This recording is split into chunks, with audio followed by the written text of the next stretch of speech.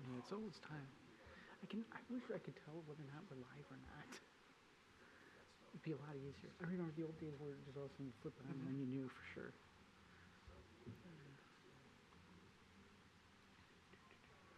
All right. It says on the clock, 7 o'clock, so we'll get things kicked off. So we'll call this meeting to order for the Zoning Board of Appeals. I'd like to let everyone know the board does not write the zoning ordinance, but does have the authority to grant relief where practical difficulty or unnecessary hardship would result. The board will vote on each agenda item following a public hearing. Use variance requests require a minimum of 6 affirmative votes in order to grant the requested variances. Non-use variants require a minimum of 5 affirmative votes in order to grant the variances. If you'd like the board to table or adjourn your case to the absence of full board, you must inform the chairperson immediately after the public hearing. Tonight we are down just one person. There's 8 members. Petitioners shall do their best to limit presentations to 10 minutes. Each participant in a public hearing shall do their best to limit comments to 3 minutes. All right. So as stated, we're down one person, but we do have a new member of the board, Ms. Jamie First, if you'd like to introduce yourself and say a few words. Good afternoon, everyone, or good evening. My name is Jamie First. I am a... Is it on? No, you got a good button. There we go. All right. And the light comes on. I've got to hold it. Okay, sorry. I'm new here. So Still it on. There you go. Okay, now I'm new here, so apologies. My name is Jamie First. I'm very happy to be here. I am a resident of the city of Royal Oak. I currently am in my professional job working on a large property development in Detroit called the Fisher 21 Loft. Prior to that, I worked for other developers and worked for land reuse strategy within the city of Detroit. And I'm really looking forward to hearing everything you have to say tonight. Thank you. All right. Welcome aboard. Thank you. Welcome aboard. Well, that's generous. So first off, is there any amendments or motions to approve the minutes for July 9th, 2026? I saw Mr. Reddy up first. I'm assuming you'll I'll second. support. All right. I'll support. Any comment? Seeing none, we'll move to vote. All those in favor signify by saying aye. Aye. Opposed? All right. Motion carries. On to unfinished business, case number 26-05-10 for 29350 Woodward Avenue. Thank you. Are you ready? To get our new member up to speed, I'll give a very brief introduction to this case. So this initially began as a code enforcement case back in July of 2025 when the refuse containers were relocated from the spot between the 2 buildings adjacent to the pool to the north end of the site's parking lot. And staff's unable to administratively approve this new location since it fails to comply with several provisions listed under section 770-90I of the zoning ordinance, which deals specifically with refuse containers as well as their enclosures. The new location did require new site plan approval before the city's planning commission, which did review this back at their meeting this past March, which was denied. So the petitioner is now before us seeking the necessary variances associated with the dumpsters in the new locations. Since this item's postponement last month, the petitioner has brought forth the revised plans as well as the additional materials, which we've included in your packets. And as a brief reminder, the petitioner did voluntarily withdraw variance D, which pertained to the provision of concrete beneath the dumpster and dumpster enclosure at last month's meeting as well. And this is still provided on this most recent plan as well. Variances A, B, and C are still necessary, which I'll go through as well. For variance A, the waste containers are required to be in a consolidated location and be roughly an equal distance between multiple buildings that are on site. So with this new plan shown for this month, this obviously wouldn't comply since the dumpsters are now in 2 separate locations. They're not in a consolidated location. For variances B and C, the ordinance also requires that the containers and the enclosures be located as far away from the public view as possible, and is also to be the maximum distance away from the adjacent residential uses. And the reason for this is to prevent any excessive nuisance to the nearby occupants of the adjacent properties. The proposed locations are still directly along the property lines, which are still in proximity to the nearby residences.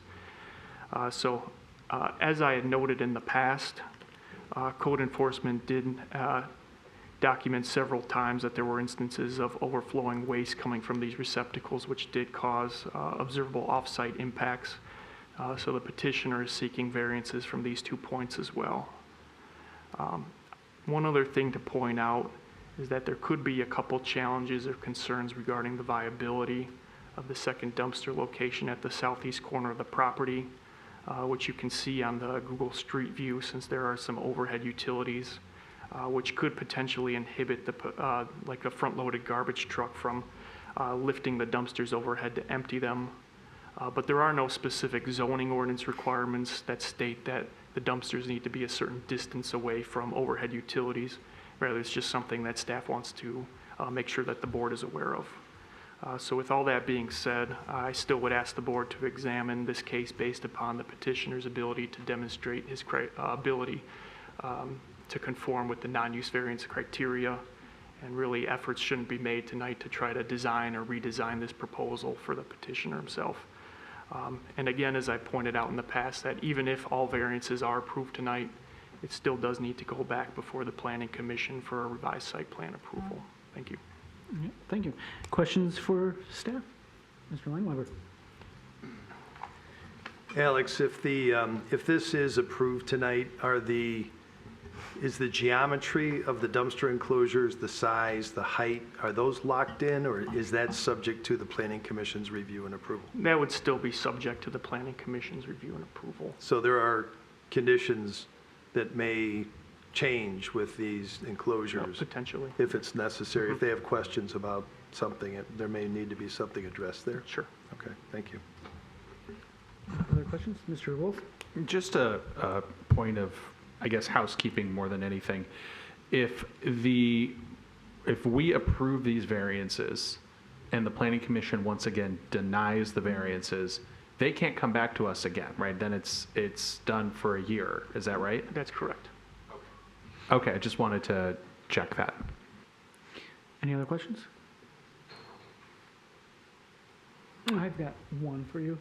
If, for example, we approve the split one, and planning says, no, we don't like it split because of the wire overhead, we prefer it all on the one side, because we approved the variances as it is, it doesn't necessarily say it has to be split or not split, it just allows them to not have it. Am I assuming that's correctly? So that if planning says they want it all on the one side and not split, planning could do that?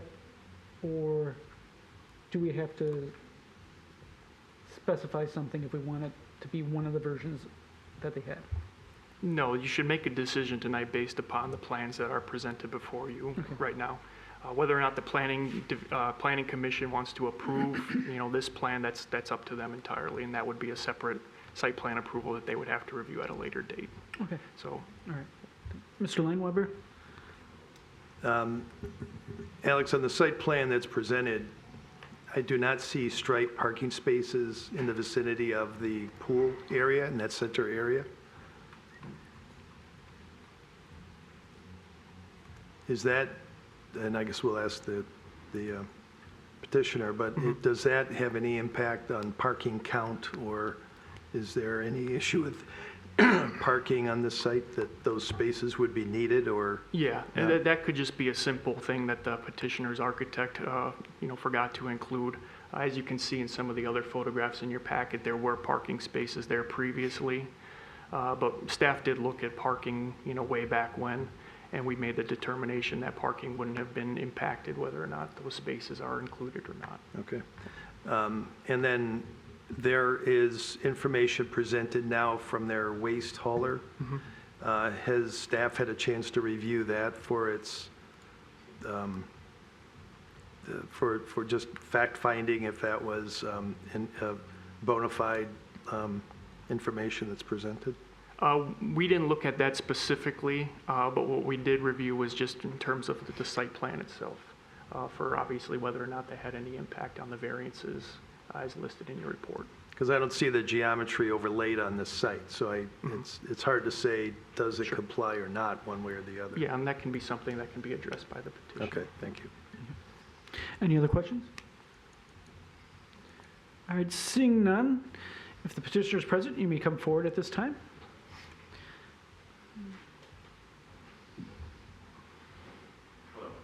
Again, my name is Seth Tompkins. I'm appearing on behalf of the petitioner. This is Nick. Nick, introduce yourself. I am Nick the Builder. Nick the Builder. He's here with me also. So I wanted to address a couple things because since last time we did speak to WROK, who we'd like to hire in order to get the waste management taken care of. They have been out to the site. They did look at the power lines. They are not an issue, okay?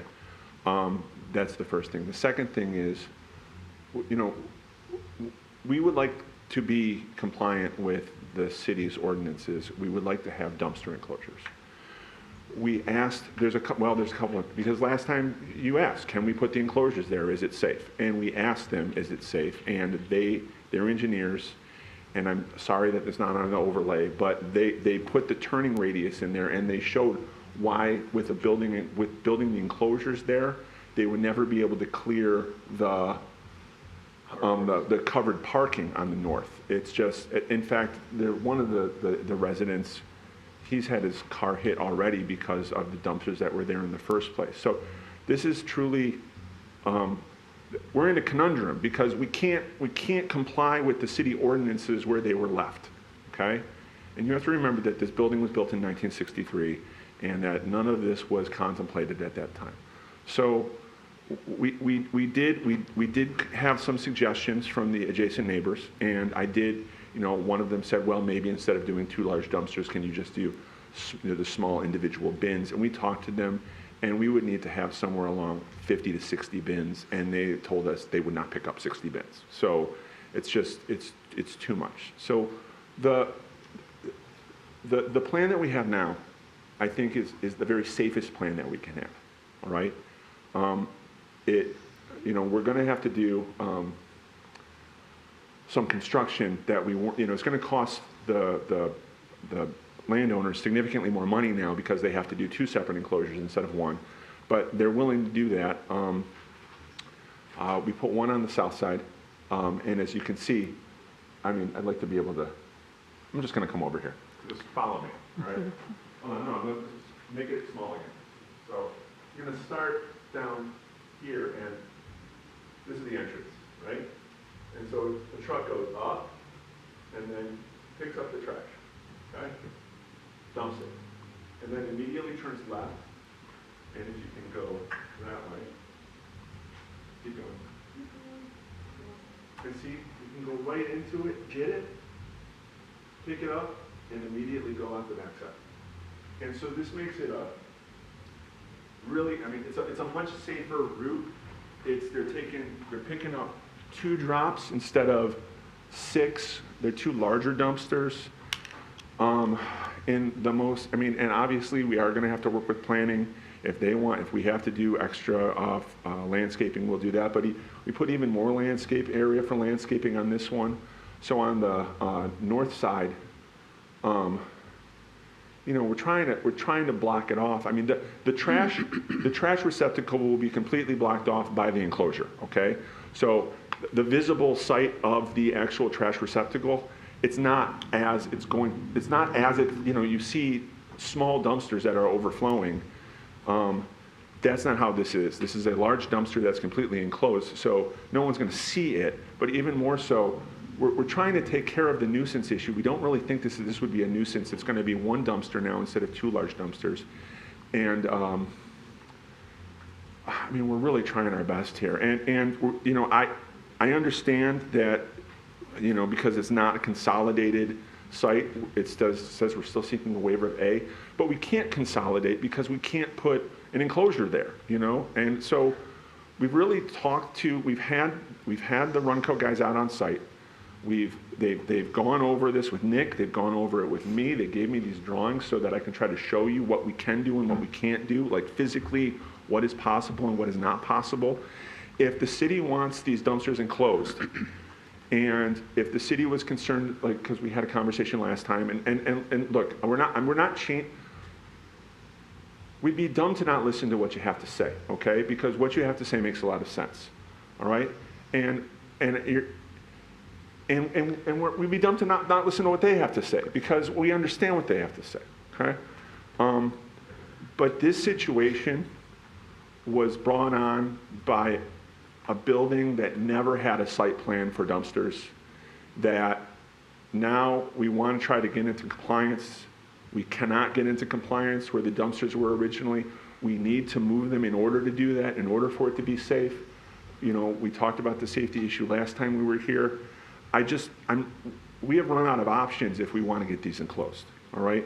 So even though we are still seeking a waiver of the requirement because they're not consolidated, we can't consolidate them. So then the only question is, if we can't consolidate them, are they at least equidistant from the people that live with us? You know, and they are now. It's going to be, you know, people on the north building can go to one, people on the south building can go to one. Obviously, they're going to be built in compliance with the city ordinances, so we don't need to ask for a waiver on the pads. We're willing to do that.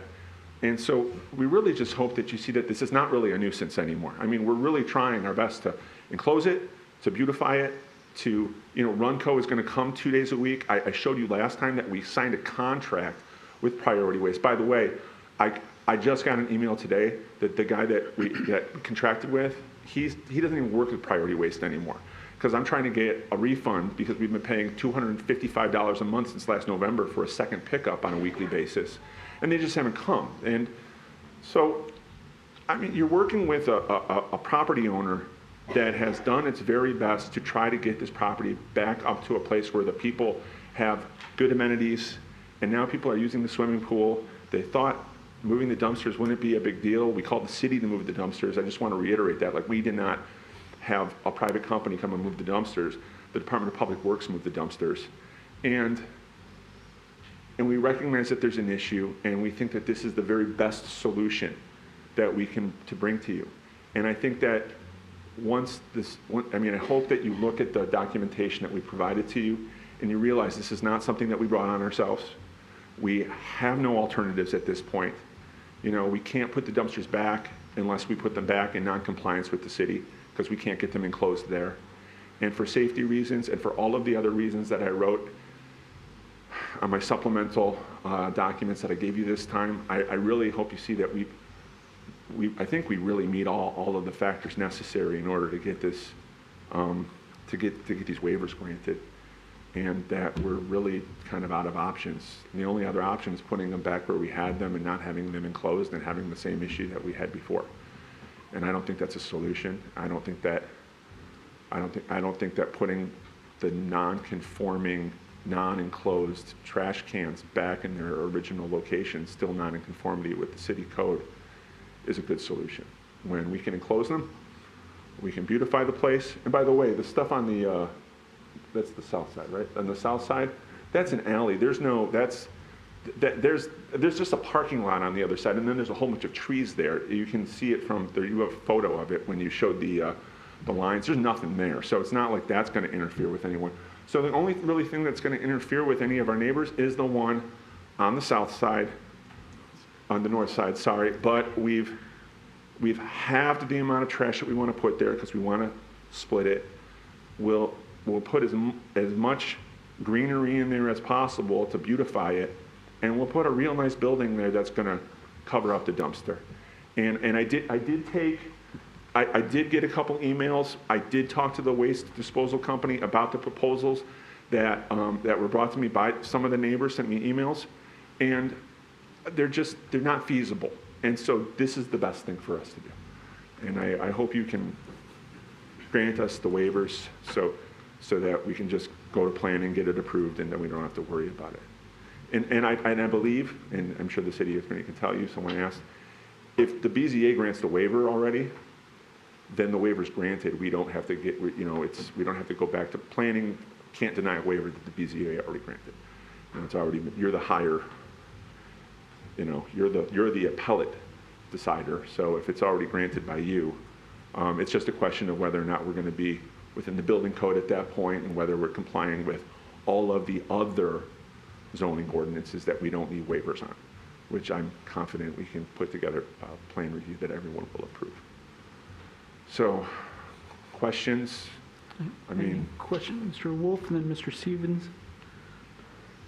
Thank you very much. I did notice that there were significant changes made, and I do appreciate the efforts that you've come forward with. A couple questions. First one is, can you go into more detail as to any outreach you've done with the neighbors? Anything that has been, how did you do that? Tell us a little Well, it more was detail. just, at the last hearing, we sat and some people stayed after and we talked to them. And I gave my email address to a couple people, and I think Nick talked to a couple people. And we just had some conversations. I mean, it's just, you know, we haven't done anything other than that. But I said, if you have ideas, send them to me. I got the emails. I took them to the professional people that can tell me whether or not these are feasible, and they said no. The big one was, I got a couple where they said, well, why don't you just get this, you know, the trash cans? But with this many people, how many units are there? It's like 100. Yeah, it's 100 and something units. The number of receptacles that we would need is just astronomically large. And then RUNCO said that, you know, even if we put them there, it's just not, it'd be ridiculous to do something like that. And so they said they wouldn't, like the trash company said they're not gonna do that. So that's what we did. It was mostly staying after. I think my frustration when I said, hey, the last time I was here, someone said something to me, which I thought was like a little ridiculous. And I think some people heard that and they realized that maybe it was getting a little heated and personal where it really didn't need to be. Some people stayed after and talked to me, and I was happy to talk to them, you know. But it's not like we had like a powwow or anything like that in Harlem. It was informal talk, and I gave out my email, and that was pretty much it. Okay, yeah, that's very fair. The second one I wanted to ask is, you said you worked with DPW. Have you also worked with code enforcement? Well, that's the funny thing. So DPW moved them to a different location, and code enforcement was the one to move them, to tell them to put them at the location that they're at right now. So yes, and I've tried reaching out. So I've tried reaching out to code enforcement, and code enforcement has repeatedly said, in order to work with me, you need to work through legal. And then I started working through legal, and they said the only way that you can get this done is to work through the BZA. So yes, I've talked to Chris a number of times, super nice guy. You know, he's very empathetic about what we're trying to do and go through.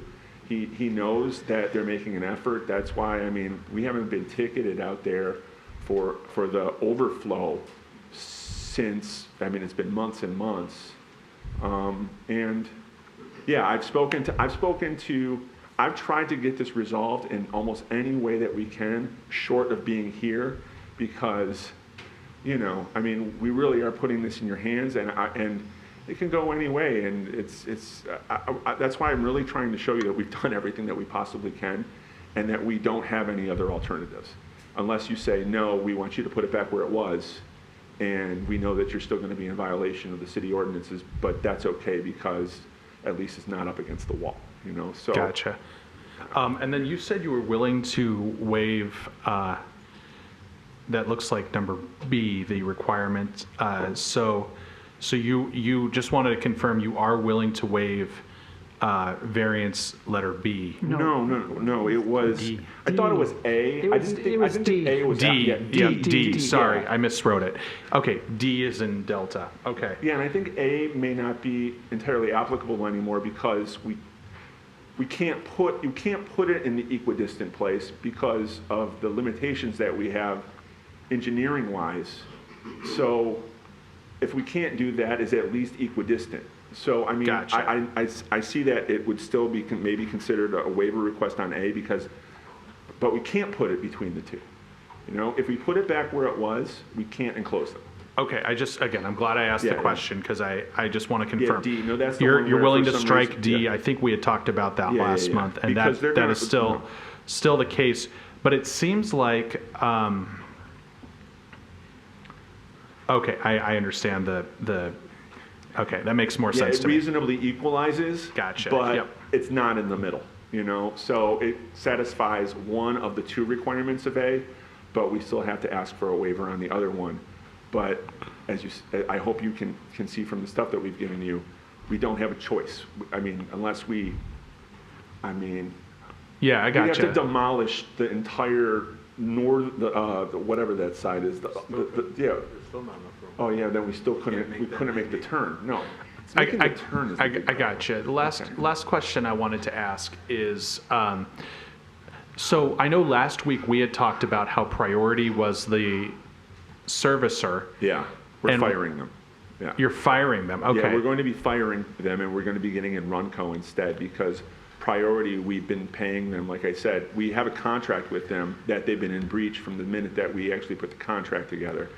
We know that there's a city pickup that comes once a week, but we were paying an additional $250 to $260 a month for a second day a week pickup. I don't know if you were here, Mr. Beth, I last time. was here for that, I guess. circulated an email from it was the manager for whatever of sales, and he's the guy that used to work with the city for the pickup service, and he said, your pickup days are gonna be Friday and Monday, and it wasn't, like, we were shocked, like, me and the owners we were taken aback. We had thought that they were actually coming twice a week until last month. Right, I remember that. I guess the question is, because of that, I mean, obviously, as Royal Oak residents, we pay a millage and, Yeah.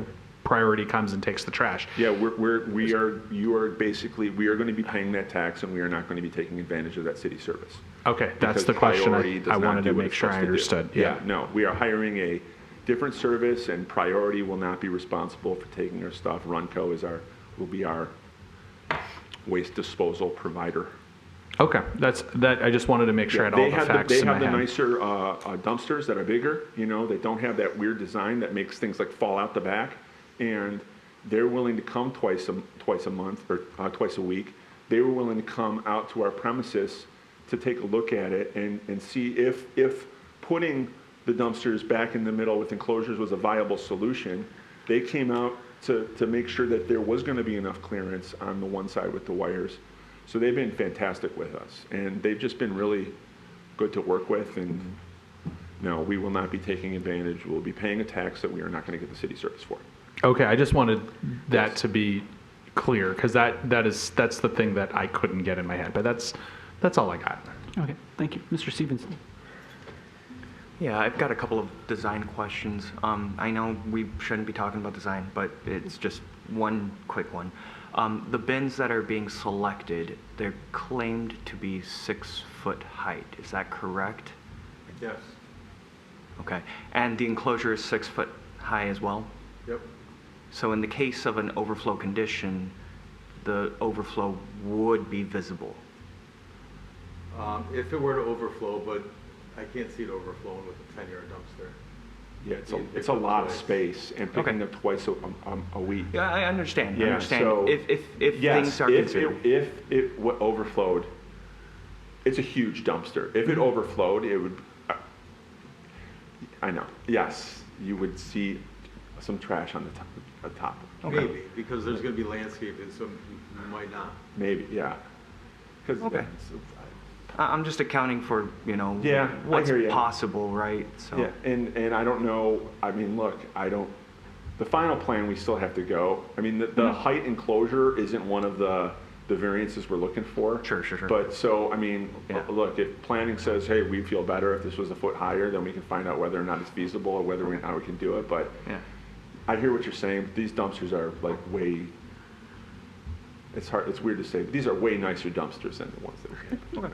They're top-notch dumpsters. All right, I'll leave it at that. Thank you. Best dumpsters. Any you can other buy. questions for the petitioner? Mr. Lineweber, then Mr. Reddy. When I look at a Google Earth view of the site, I can see 1, 2, 3, 4, 5, 6 dumpsters that were there historically in the center of the site. You've taken now with the larger capacity, and you've got all of that within 2 10-yard dumpsters. Yes. Not knowing the size of what was there, years ago.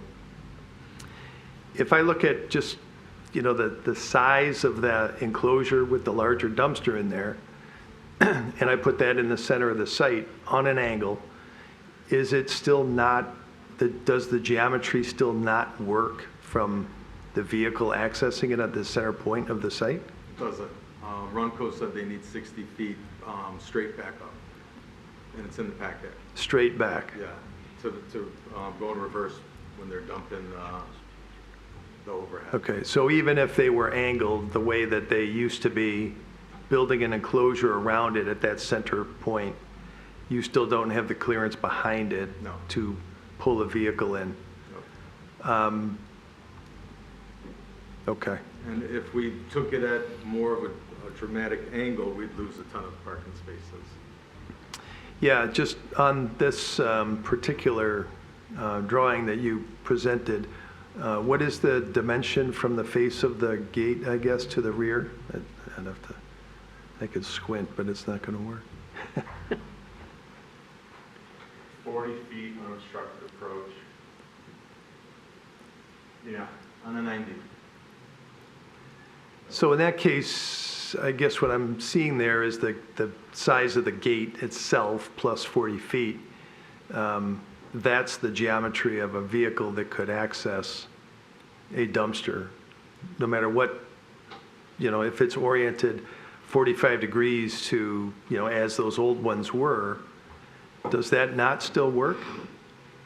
Well, that's after the turning radius. They're giving you that dimension in front of the dumpster. They're not giving you the complete dimension in that diagram. Because the turning radius is included in the. Sure, but they would be pulling in a way. They're Here's the not 90 question that I degrees to posed. it, they're I'm sorry for 45. interrupting. This is the Go ahead. question that I posed to the RONCO guys, okay? I said, is there any way that we can put an enclosure between the two where you will have enough space? And they told me no, okay? So that was the answer that I got. I hear what you're saying. I don't know if that was in their head, but I asked them, is there any way that we can put enclosures in this space where you can make the turn, And they said, no. And I said, okay. And I thought that was the end of the inquiry. We can get a RONCO rep out here if you want to postpone this again for a month, but I really don't want to. That was their answer. They were really good with us. They did all of these drawings for us they didn't charge us for this stuff. They're just like, here, show the city what we can do, what we can't do. And, that's the answer that we got. Okay, thank you. Okay, Mr. Reddy. Yeah, so my question is sort of along the line of Mr. Stevenson's. Could you give us a little more about the dumpsters compared to what was proposed and what's currently there? Sure. From what I understand, you're saying it's 10 yards? 10 cubic yards. Yeah. 10 cubic yards, right? Right. So originally we had six cubic yard dumpsters, right? I think there were 6. There were six cubic yard dumpsters, okay? And we lose a little bit, but we're getting twice a week pickup. So effectively, we're going to get we're only losing a little bit. We're almost getting double the capacity because of the twice a week pickup in the 2 dumpsters than we have with a 1 a week pickup in the 6 dumpsters. So I don't want to do the math because I'm a lawyer, The but dumpsters weren't efficient with the older dumpsters. You have 10, 20, 40. well, I know, but you got to cube it, so it's so it's. Well, they had the butterfly dumpsters, so if they weren't used at the rear. Oh yeah, that's right. Do they have like roofs? Yeah, it's enclosed. Yeah, and then when it dumps, but Okay. you don't access it from the top because it's kind of high. So there's an access on the front and then the sides. Yeah. Right. And then these dumpsters are like real boxes, and they're not. See the configuration of the dumpsters that are there right now. They're owned by Priority Waste now, but they're the old GFL dumpsters. And like we talked last time, the way that they're designed, it's like a V at the bottom. And so everything fills at the front and everything falls in the back. And so what happens is everything just overflows. Because these dumpsters are just flat, it just goes up, up, up, up, up, And so you don't have the same issue. Okay, So- but they're loaded from the side? How do you, Yeah, Both sides have access. both sides Okay. have And access. top. I thought it was It's a top? plastic lid. Oh, I thought it was front, but whatever, I don't know. I guess you. Okay, so it's a plastic lid similar to the Yeah. ones that are there currently? Yeah, Yeah, there's yeah. plastic lid and plastic doors on the side, so. Okay, Accessible so, from so this is my concern. In all these months where this case has been pending, you would think you got, and don't take this negatively, I'm just stating the fact. You would think you would have the most incentive to make sure that twice weekly pickup was happening, Yeah, and it didn't and Right. it didn't happen. So I'm just, that's my concern. You know, now, once we grant the variance, you're not even going to have that incentive of coming before us. So I'm just going to put that to you to address. I hear you. Because the staff was going out there on a regular basis and smushing everything down and making sure everything was closed, and we weren't, and we weren't having any enforcement issues at that point, there was nothing that like set off the alarm for me and Maria, the owner, okay? And so, and it wasn't until we talked to the managers last week that they said, oh no, they never came. And they kind of did oh my gosh, we've set up that, they set up the electronic fund transfer back in November and never thought about it again. And so that's why, and when they never, when something doesn't happen, it was the norm for it not to happen, it's almost not noticeable that they never started coming. And so the managers completely forgot that they set that up, and we weren't aware of it because staff was doing a good job smushing everything down and making sure that we weren't having as many overflow problems where it was causing a problem with code enforcement. So I hear what you're saying, and I mean, look, if you want to make that as a condition of the waivers, do it, because I mean, it's something that we want to, again, the Runco people came out to us. They are working with us. The priority waste people lied to us, and I don't have any reason to believe that the people that we're working with at Runco, I mean, this is a good contract for them. I think they want it. I don't know if Priority Waste cared about the $250 a month that they were getting. And now I've got to go try to figure out how to get that all back. So, yeah, but I do hear what you're saying. But it was a surprise. It was a surprise, Sure. But that's why no bells or whistles went off, so nothing really alerted us to it until we actually sat down and talked about it. So, yeah, sorry. Mr. Stevenson. Sorry, one more thing. I noticed on the site plan it did note that they were 8-yard dumpsters, and I was just taking a look at the Runco site, and the 8-yard dumpster that they have, they don't have a 10-yard dumpster. The 8-yard dumpster that they have on their site is 6.5 feet tall. Just FYI. Okay. That might be a typo, because they're supposed to be 10-yard dumpsters, and they're only supposed to be 6 feet tall. But again, that's something that we can work out with planning. I mean, if we have to enclose, I mean, we're willing to enclose the entire dumpster, right? I mean, that's the whole point of the enclosure. So however tall the dumpster is, the enclosure will be that tall.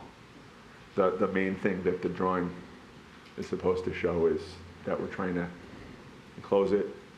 I wish that wasn't a typo, because they're 10-yard dumpsters. That's what we talked to Monco about. That's what they were supposed to be. Yes, Ms. First. Thank you.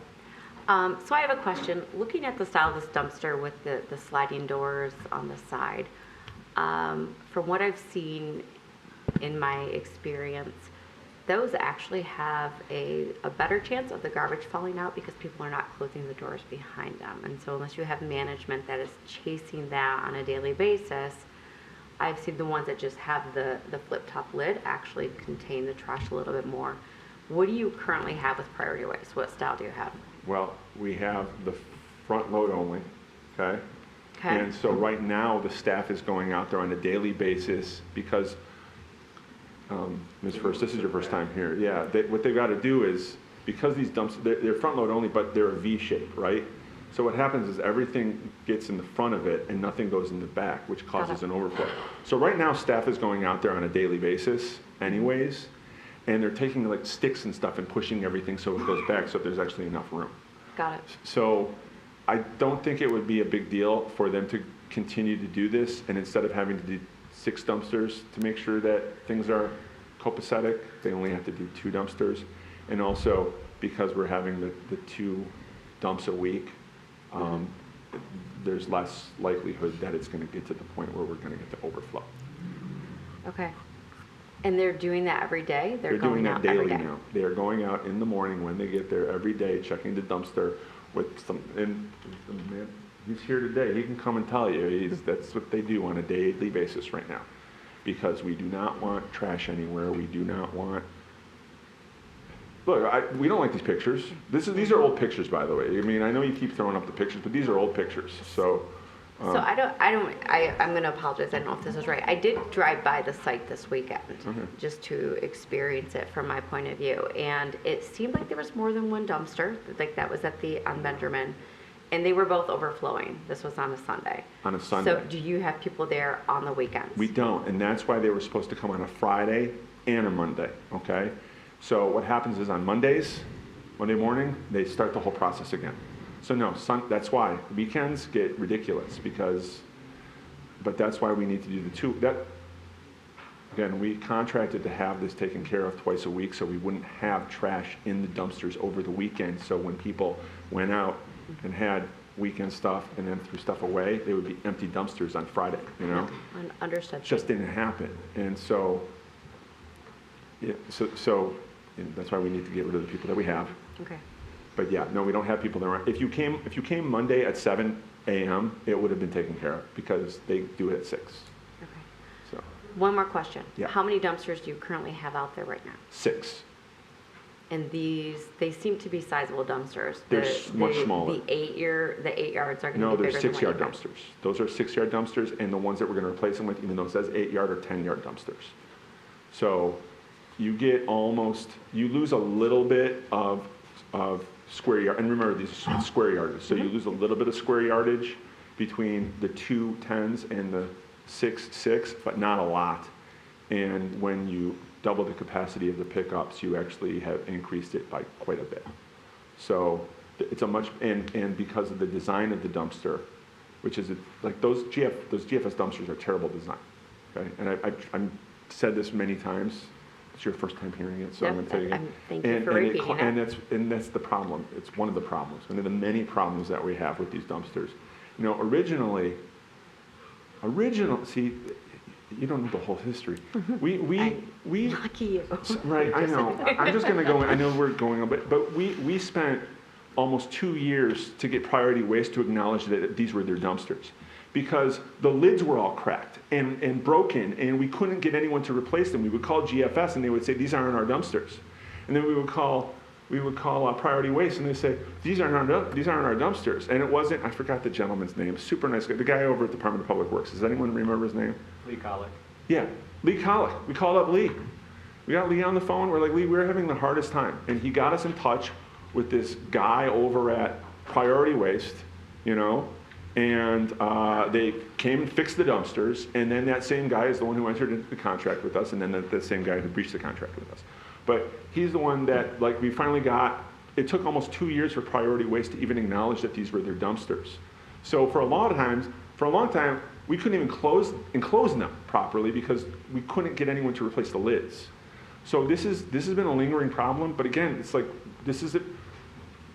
there's countless emails and telephone calls going back and forth between GFS and Priority Waste, and no one would take responsibility for these things until Lee got involved. And that wasn't until like November of last year. And that's when we entered into the contract with Priority to come twice a week, which they didn't do. Okay, I have one last question. Yeah. So if we are going with the plans that are set before us, which say an 8-yard dumpster on your new site plan, okay, and that's what we are supposed to look at. So have you entertained having a 3-time-a-week pickup and what that would look like for your operating cost? Is that feasible? I don't know, and while this is the site plan, this isn't the site plan that we are going to be presenting for site plan review. This is for demonstrative reasons on the waivers that we are seeking. We still have to submit a separate site plan. So, I mean, you can also approve based on a 10-yard dumpster, you know? And so, no, we have not asked for a third pickup. Okay. I think that might get, I mean, I hear what you're saying. I don't think it's going to be necessary because we're going to have the right dumpsters on there. Okay, so we're willing to take an approval on a 10-yard dumpster. We're willing to take an approval on, or conditional approval on I'm sorry, we talked about something else, making sure that we have a twice-a-week pickup, you know? These are things that, these are the things that are supposed to be part of our plan. If you look at the narrative and not the, look at the narrative, it does call for a 10-yard dumpster. It does call for twice a week pickup. I'm sorry that there's some, I think the last time we did it, it said a 10-yard dumpster. It says 8, it was a typo. Okay, all right, thank you for answering my questions. No problem. Mr. Clapp? Sorry, not to keep hitting on this, maybe I'm just getting a bit confused. You're showing one at the north, one at the south, 8-yard, 10-yard, whatever it is. Yeah. But the actual enclosure is 18 feet by 10. Is it not designed It's 10 to? cubic yards. It's 10 cubic yards. No, but it says new 18-foot by 10-foot by 6-foot high enclosure. Is that enclosure not designed to hold 2 8 or 10-yard trash receptacles within it? Because there was recycling bins, and Runco came out and said that they don't need the recycling bins because they take all the trash to a plant where they recycle it and turn it into gas. Yeah, natural gas or something. But we decided to keep the dumpsters enclosures a little larger for when people move out, they have like furniture and whatnot, and they would go inside the enclosure until pickup instead of outside the enclosure where it normally sits. So all I was getting at is you have the ability to add 2 more to the site if you need to, if you run into an issue. If we ran into an issue, Got it. we hope we don't run into it, but yes, we would have additional space. Okay, perfect, thank you. Mr. Wolf? All right, I'm going to try to be quick. I've been listening to my colleagues, and Mr. Stevenson put a really good, interesting point where he looked up, there was an 8-yard dumpster. I did see there was a 10-yard dumpster, but that one is it looks like it's a construction dumpster that's not enclosed. So if... Is it a 10-yard? They told me it was a 10-yard. Yeah, I mean, Okay, so the question I'm asking is, if it was that 10-yard dumpster, which it very well could be, and it wasn't enclosed, how are you preventing, trash from blowing around in if it's windy or something? It's an overhead dumpster with a lid. It's not a construction dumpster. Okay, the only thing though I have seen on their website for the 10-yard dumpsters, so unless they're building you, maybe they're building you a specialty one. maybe they don't have that on their website. I don't know. I don't know. Okay. They represented to us that they have an 8-yard, not an 8-yard, a 10-yard dumpster that they can use for us with the overhead and the side access. That's what they told us. And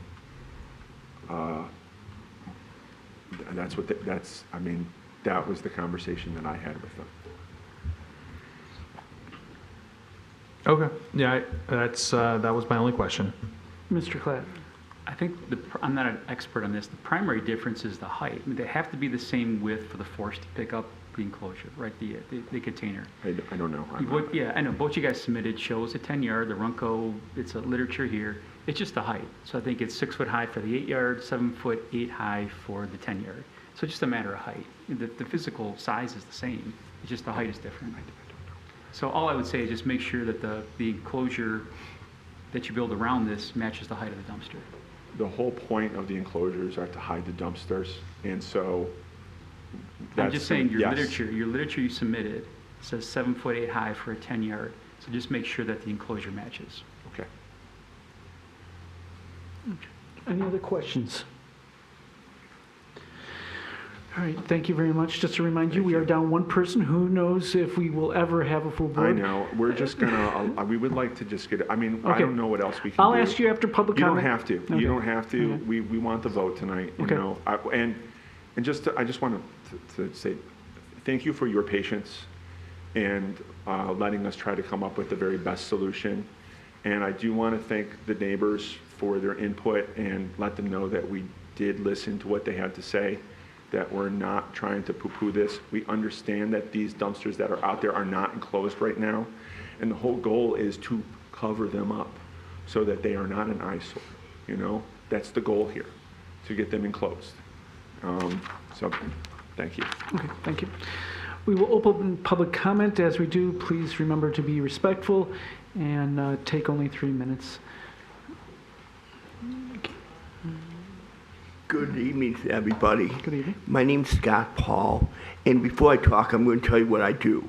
I was an insurance adjuster for 20 years. I run the State Farm office, so I've seen all this, all of the things before. And I've lived at Woodward Court since 2009. I'm probably the longest person there from the old owners and everything. And my car was the one hit from the old trash can because they were coming in the wrong way and they backed right into my space and hit my car. Okay. I've been listening for 3 months to everybody speak both sides. There's 130 people at both apartment buildings because they have, it's around the same amount, okay? And to work it out, it was worked out last time. And what I see, the people from Woodward Court's proposal tonight, I think it's a very well thought of proposal. They were going to lose some parking spaces on one side. It just is what it is. But it's going to be where the garbage cans don't have to back up. They go straight in, they go around, and straight out, okay? We're doing the least it can be to the neighborhood or anything like that. Instead of just sitting there and being there for a few minutes, it's going to be a 1, 2, 3 situation. They'll be out of there within 5 minutes.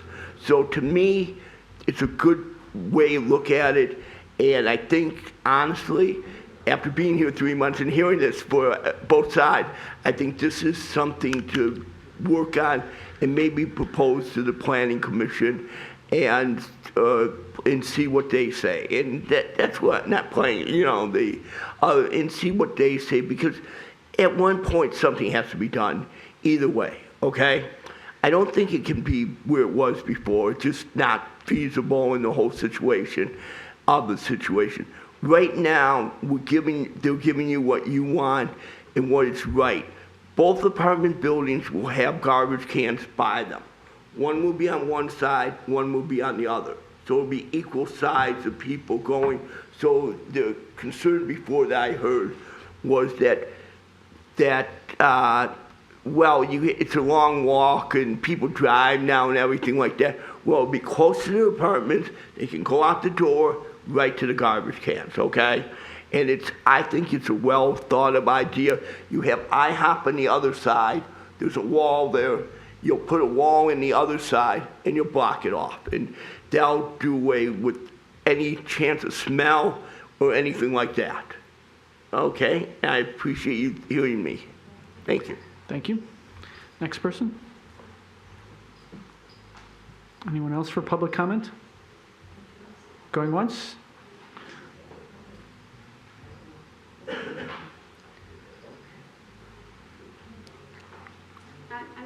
My name's Margie. I've been up here before. I just want to comment on a couple of things that were mentioned that just confused me. So if there could be some clarification, that would be great. The dumpster sizes do concern me a lot because I know it was explained that there's a different type of dumpster and everything, but there are 6 dumpsters and they are overflowing. And I know there'll be more pickups, hopefully. As to what he said about no one complained about no second pickup, so there's no bells or whistles, and that's why it didn't happen. There were bells and whistles, there were complaints. WROK basically told us that they would not give them any citations until this appeal was heard or until, I guess there's another case going on. So that was not true. We were trying to get action all through the summer, and we were told we would not get anything done with that by WROK. I don't understand why at least one dumpster can't be put in the old original place. I'm not sure, I must have missed the part where he explained why that one place could not be enclosed for at least one of the dumpsters. Then there'd be at least 3 dumpsters. Because I think there's 3 buildings, I could be wrong, but I don't think 2 dumpsters for all 3 apartment buildings is gonna cut it. And when they get overflowed, they still cause the exact same problems that we've all talked about forever here already. Also, if the dumpsters are so much better, the new ones, and are going to be so perfect to solve all the problems, then why can't one of them be put in the original spot by the pool wall? Because if it's going to be so, so non-problematic, then it shouldn't be a problem for them either in the middle. So I wasn't quite sure what he meant there. So let me see. I think that's mostly my issue is I just don't think that it's going to cut it with just 2 dumpsters. I do think at least one should be put in the middle again, and I don't understand why the middle one can't be enclosed, what the situation was with that. Thank you very much. I appreciate you Thank you. hearing me. Thank you. Next person. No. No. I used to watch this. We've been going through this for a year. When I used to go through, there was a dumpster in the middle near the pool, and it had an enclosure. Now, it wasn't all the way to the ground, but the thing stood about this high. It was wood, and it was all the way around. So I don't understand this. Yes, I agree with her. You could solve a big problem if you just have the second dumpster in that middle. Now it's not bothering any of the neighbors. The code is that it's not a nuisance to the neighbors. It's been a nuisance over a year with the rats and the smell. I don't think an enclosure is going to take care of that. So, I don't know, we've brought up so many points. We're tired. We hope that you'll listen to us. We've been trying to be nice about it, and we understand how they feel. We feel bad for them. But they moved them originally because they said the residents didn't like the smell near the pool. Guess who's got the smell? We do. When the wind blows, we've got a couple of residents that are here that can't even open their windows. So I'm asking you, please, keep it in mind. Maybe the south end in the middle is a nice compromise. I don't know. I don't know. That's up to you guys. But as far as the pictures, we've been sending them every week. And here's the problem. Yeah, they did have people out there during the week, but every weekend, that's what we're looking at. And now it's going to be this high, and who knows what's going to happen with that. We don't feel comfortable. Can you please move them to the middle and the south? That would help us a lot. And Joseph Murray even put in writing it's against code. I don't understand. Anyway, that's it. Thank you. Thank you. Well, I got a question. You know, we're talking about garbage, right? Who picks up their garbage?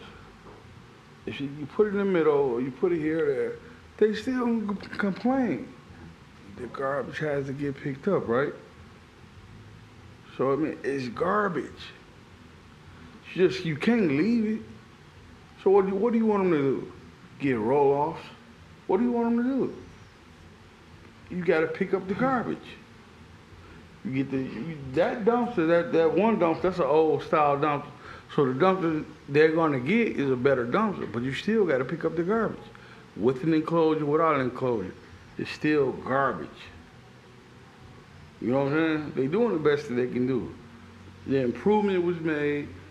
You know, they go out there every morning, they pick up the garbage, whatever's on the ground, they come get it. Priority was a trash company, no pun intended. So. Thank you. Next person.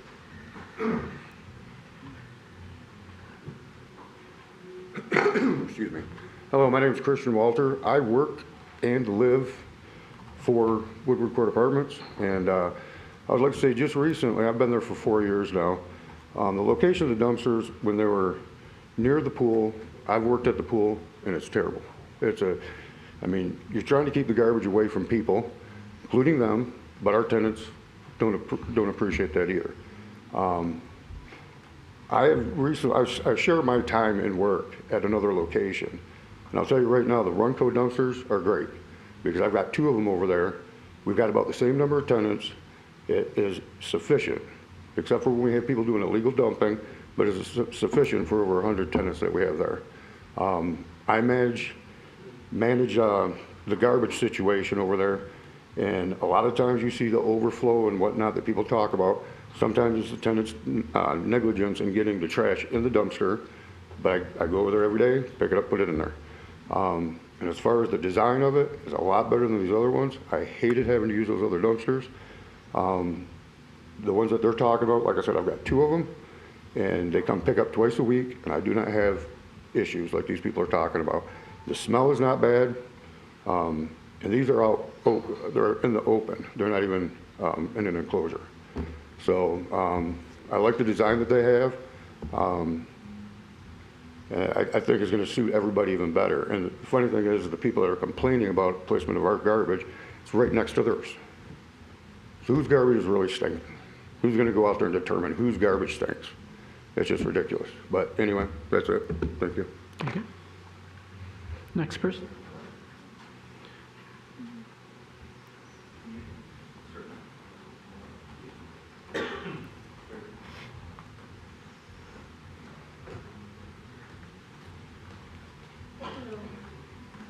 Hi, I know I've spoken before, but I did want to just reiterate the point that, it really is kind of at this point, it's kind of a good faith question because they haven't given us any reason to have faith. I know that, it does sound good to have twice a week pickup, but it's gone on a couple years now and there has not been twice a week pickup. So all the plans for the future sound good. So I guess the question is can you give a variance with some guarantees based on if this doesn't happen, we take away that variance? I don't know, but it's hard to have good faith whenever we haven't really seen that happen so far because what they say is going to happen hasn't happened. So that's one piece. And then the other piece is that I don't understand the issue with the pool wall. Again, if you can put an enclosure there and put the dumpster, I understand that they didn't like it there because there was, again, overflow and smell and nobody liked the issue. So to take that and to move it closer to your neighbors doesn't sound like a very neighborly thing to do.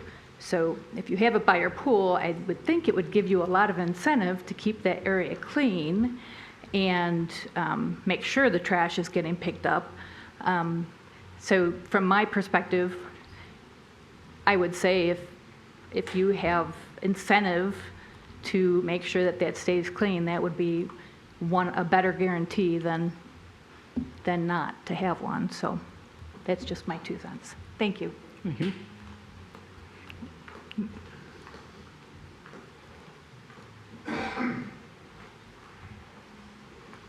Good evening. My name is Phil. I'm the property manager at WROK Apartments. I just want to let you guys know we work very diligently on keeping the trash up and not causing no issues. One thing is the dumpsters are 4-yard. They're not 6-yard. So if you do the math on it, it's 24 yards. 4 times 6 would be 24. I know everybody thinks they're 6, but they are 4 because I was corrected a couple weeks ago, I think it was, when I was calling Priority, finding out why we're not getting our extra pickup, and I've been promised that they were gonna get back with us, they were gonna tell us about, they were gonna come out every Friday. Still no luck. Obviously, that's something we need to work on our end, but we try to take care of everything, If you really think about it, their trash is just as close to our buildings as theirs, if you wanna measure stuff, you know what I mean? So it's not like we neglect it. Sunday is the only day we don't come out, but we are there 6 days a week taking care of the trash to make sure it is sightly instead of unsightly. I've drove around Royal Oak and I've looked at other apartment complexes, and I think we're doing really good as far as our trash, because there's some places by our other properties and they are pretty horrendous in my opinion. And that's just really all I have to say. Thank you.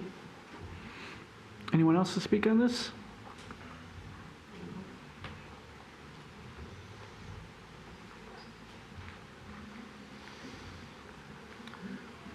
Hello, I'm Matthew Kozel, and I live at 2121 Clausen Avenue.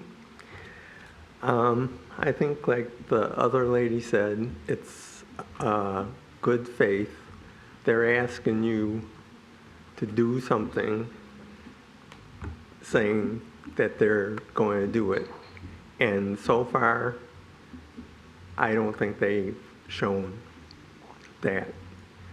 Now, if the garbage getting picked up 2 days was a solution, then why wasn't it a solution when it was over by the pool? That would have took care of it, wouldn't it? I think so. They're talking about this now, and the garbage was noticeable there was no way you didn't notice that it wasn't being picked up 2 days. And I think it's just, if they get a variance, I think they're going to drag their feet just like they've been dragging their feet for months and months now. And I think also, I don't think they do their due diligence with their tenants, because I see them come and they just, it's already full and they throw it on top of that. And if they go to the side and open it up, it's empty. I see some people do go there and it drops right down. No problem. And they have recyclables. They throw in cardboard boxes that could be recycled and other stuff to make less room.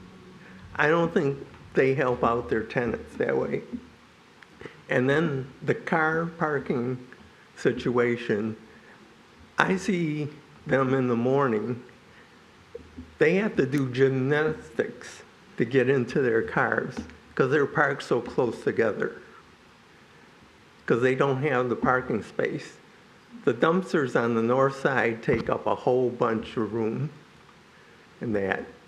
And I've seen the other, like the ones they say, and there's the same problem, like she was saying, is that they don't, if you don't keep pushing it in and you just throw it in the front, it's going to be the same issue. So that's what I got to say, and thank you for listening. Thank you. Anyone else to speak on this matter? Going once? Going twice? All right, public comment is closed on this case. Thank you. You still wish us to go forward, I assume, even though we're down one?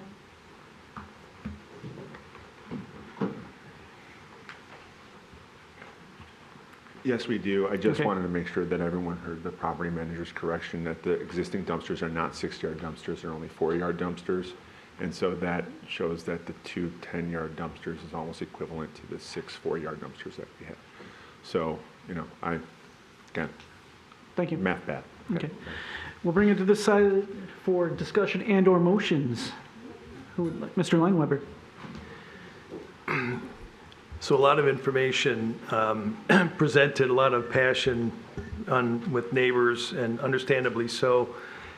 I do see a lot of the complaints about the condition is a operational issue, and that's not necessarily something that we can touch upon here. That is an enforcement mechanism the city has, and they've got their tools to take care of something like that. I think a fundamental issue in my mind is whether or not that existing center area would work with the dumpster configuration as it's been reconfigured with the larger dumpsters. And to me, that's kind of the heart of the matter. If we accept that it would physically work at the 2 corners, would it work in the middle?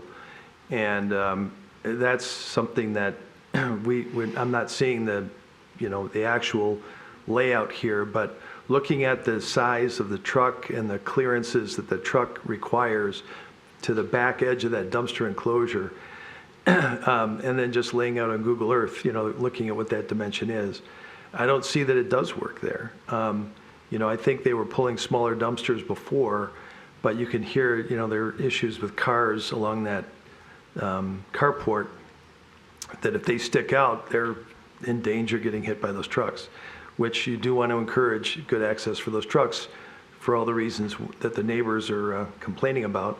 You want to have good access and have the vehicles to be able to perform their operations safely. So to me, that's an important kind of fundamental issue to all this. The other question I would have is, if this does move forward with approval, and that's an F, are there conditions that would be necessary for the Planning Commission to review, or whether or not that is inherent in what the planning commission would do anyhow. And I'm not sure what the answer to that would be. So with that, I'll let others comment. I don't know if you want to answer his question on that or not.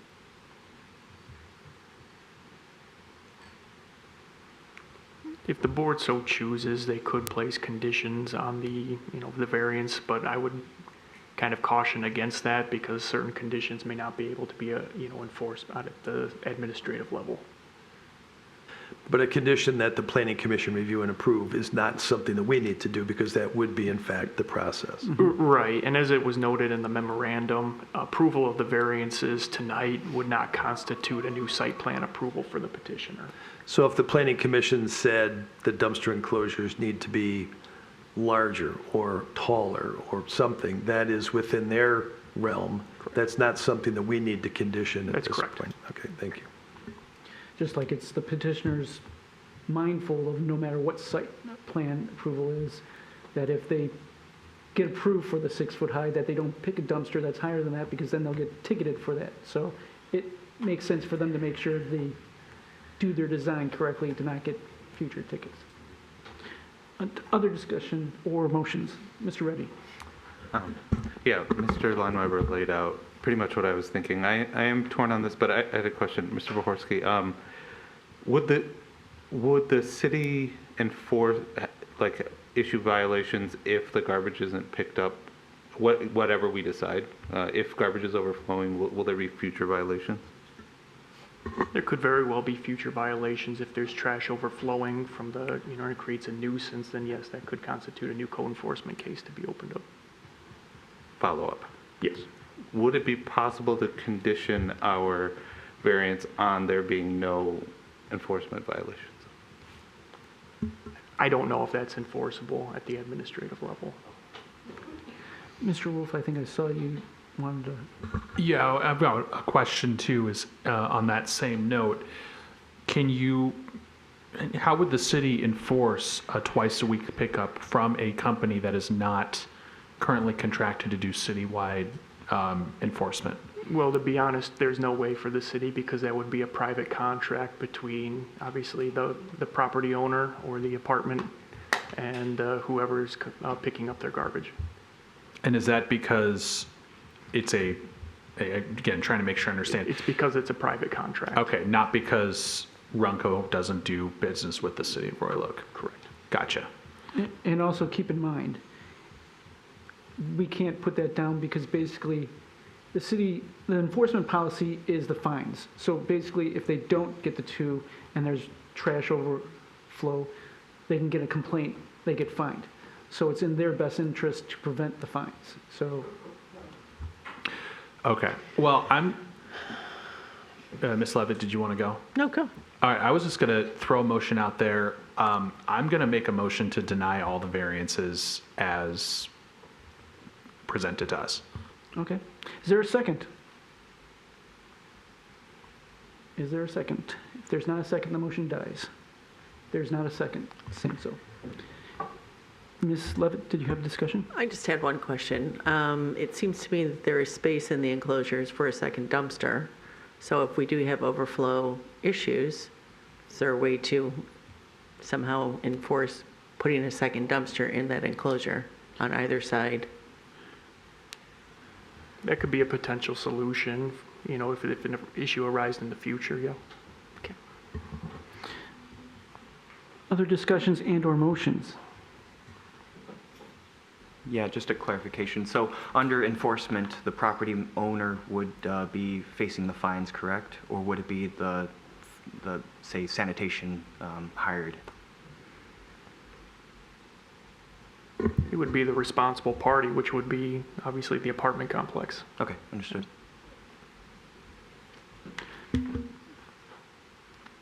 Any motions or discussion? Yes, Mr. Leinweber. I'm going to make a motion to approve. Okay. Is there a second for the motion? Second. All right, go ahead, Mr. Leinweber. I think that there are unique circumstances associated with this property. You've got the apartment configuration and the parking behind it is such that the geometry for a safe, effective trash pickup is challenging. And the petitioner, I believe, has presented a viable solution to that. The waste hauling geometry does prevent access to that center location in a manner that would be compliant with an enclosure. Previously, the dumpsters were there unenclosed, and therefore I don't see that with adding an enclosure there is going to physically work. So I believe that that this relief would be the minimum necessary, and the conditions are unique to this property. Okay. Mr. Stevenson, anything to add? Yeah, I understand that there is a little bit of a practical difficulty in terms of the original site plans not containing the original location of where trash receptacles should be placed. With the previously sized bins, there was also a non-traditional, what I would say, loading bin for trash previously placed next to the pool, and not to mention that they were smaller sized bins. There is difficulty I can see with going to a larger bin set at the center, not to mention there's risk of safety and damage to property to vehicles with placement next to the pool. So with those concerns, I see that they're compromised with that design of the northern and the southern placement of bins, with potentially ample space for additional capacity for more trash bins. So I approve. Okay. Any other discussion? Mr. Reddy? Yeah, so I am torn on this. I think I'm leaning towards approval for the reasons mentioned. And it's only because of the revisions made this month. The prior arguments about not wanting the garbage by the pool or safety related to that, I don't think those really held water. But this was the issue, and they've provided some more evidence this month about safety of the collection there. So I think I'm going to be voting in favor, but I would appreciate any other discussion along those lines, because this really, I mean, all of our cases are questions about balancing the petitioner's rights with those of their neighbors, but this one, it's really there. Obviously, what was there wasn't great for the petitioner and the people who live there, but these, the ordinances are specifically to prohibit them pushing it out towards the side. But with the latest revisions, it is further away from their neighbors, so I appreciate that. I think the larger dumpsters will make it better for the neighbors. So I think I'm going to be voting in favor, but I would appreciate more discussion. Discussion? Mr. Wolf, then Mr. Clapp. I'm obviously going to be voting against the measure. I have a couple of issues with what is being presented here, and I'll start with the first one, which I drive a truck, as some of you know, and it's not a big truck by any means, but even when I drove the site, I thought that my truck was still dangerously close to some of the carports and some of the other cars and other people at the site, and this was on I think it was a Monday night or a Tuesday night. It was during the week, and so seeing that my truck was still dangerously close to a lot of people, that gave me a lot of pause about whether or not a garbage truck or some bigger truck can come through. The other thing that I read is that staff was still having uncertainties about putting the south on the south end, whether or not that could cause issues with overhead wires or other issues to utilities. And I worry that if it's snowing or if it's the weather's bad or something happens, that if there is an opportunity that something goes wrong and the garbage truck hits the utilities, that could be a really big problem. And I wasn't convinced that would not be a problem. The third thing that I noticed too when I was driving the site was how bad the smell was from, I was already about halfway from the northern building. And I got out, I actually asked a couple of neighbors some questions that I ran into and saw that the site itself, you know, that they were fine with the trash where it was, but it was, again, it was a Monday night and it still smelled. There was still overflow. And I was not convinced that this new plan would help solve those issues, that even on the day after collection, there was still overflow and there was still a really noticeable smell. So that's why I had done the motion to deny, and I will be voting against the motion to approve. Mr. Clapp. I'll be in support. I think, Mr. Wolf, I agree with your observation about it being tight, but I also think that strengthens Mr. Limeweber's observation about the central pickup. Add that extra width of that enclosure, extra challenges with that, it makes it super tight, it makes it difficult to pick up. The applicant, the petitioner, I agree with Mr. Reddy, what you said. Last month, we had a different conversation with the 4 at the one end. They split it up, it's a logical pickup approach. You pull in, back out, turn left, pull in, back up, turn out. Very simple, logical approach, and that's why I'm in support. Other discussion? The one thing I'd say to you, Mr. Wolf, if this was denied, where could they put it if the center didn't work? Because as an architect, I've done these stuff before. That's why I brought up to their attention last month of you need to do this, because I can literally see and picture in my head, here's how the turn with this not working because of already hitting one car with not having it turned in an enclosure. So the question would be, if you denied it, how in the world would they solve it? That's a good question. I just read what the staff report had said, and I obviously watched the tape and drove the site. And the biggest question that I think about is if they were back at the pool, maybe he takes those 2 big dumpsters and he puts that enclosure by the pool. I know that causes a whole nother set of issues. That is their decision to make. If this gets approved, obviously the Planning Commission will have a say in it, and that's obviously the process. I just worry that if city staff and, you know, have said that this could cause issues with other things, and there is a viable site, and yes, I'm aware that things have changed, and I'm not even opposed per se to having a northern end and a southern end. That's fine.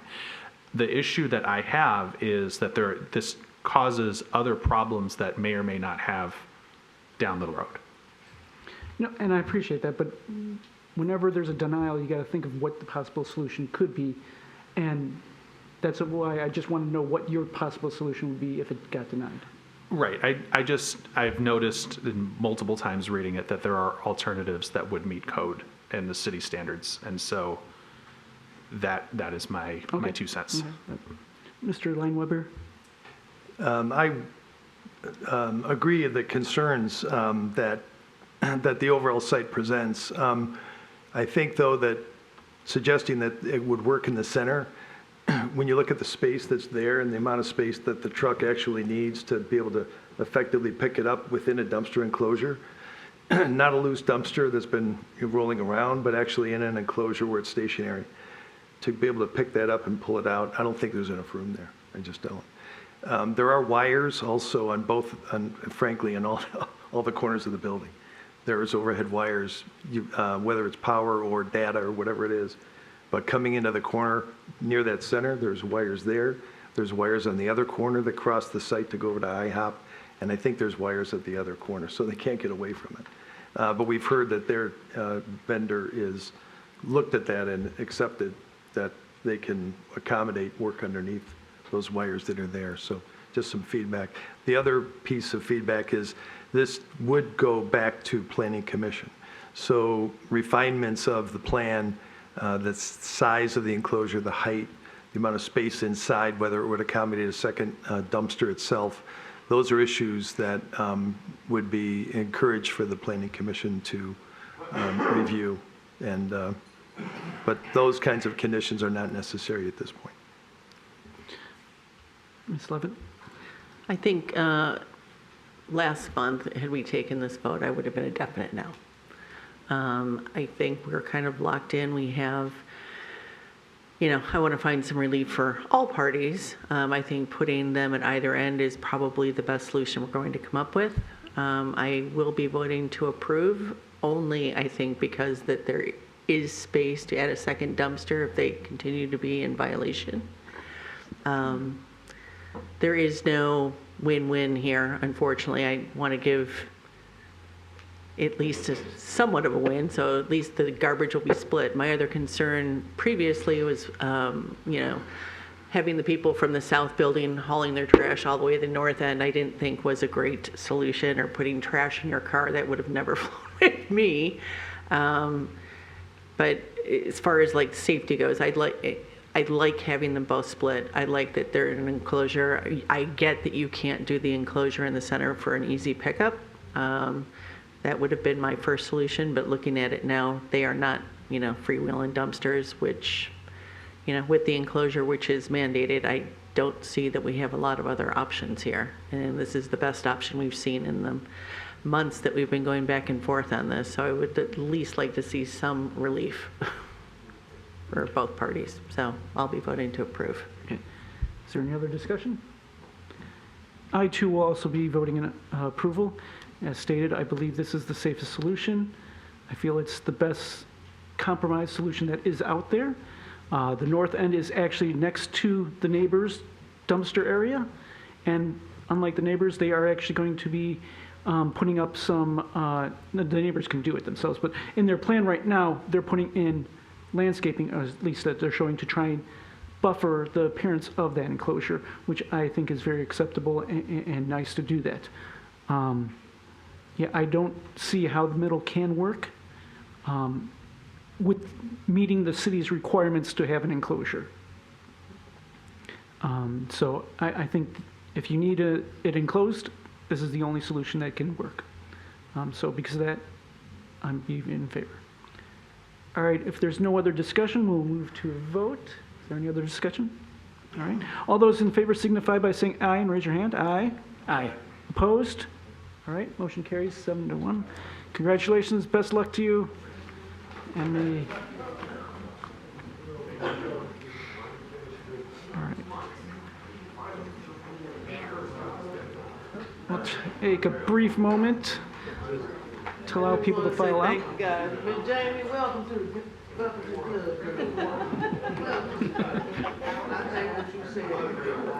You guys, really this long? How about on Woodward? Cemetery across the street won't care.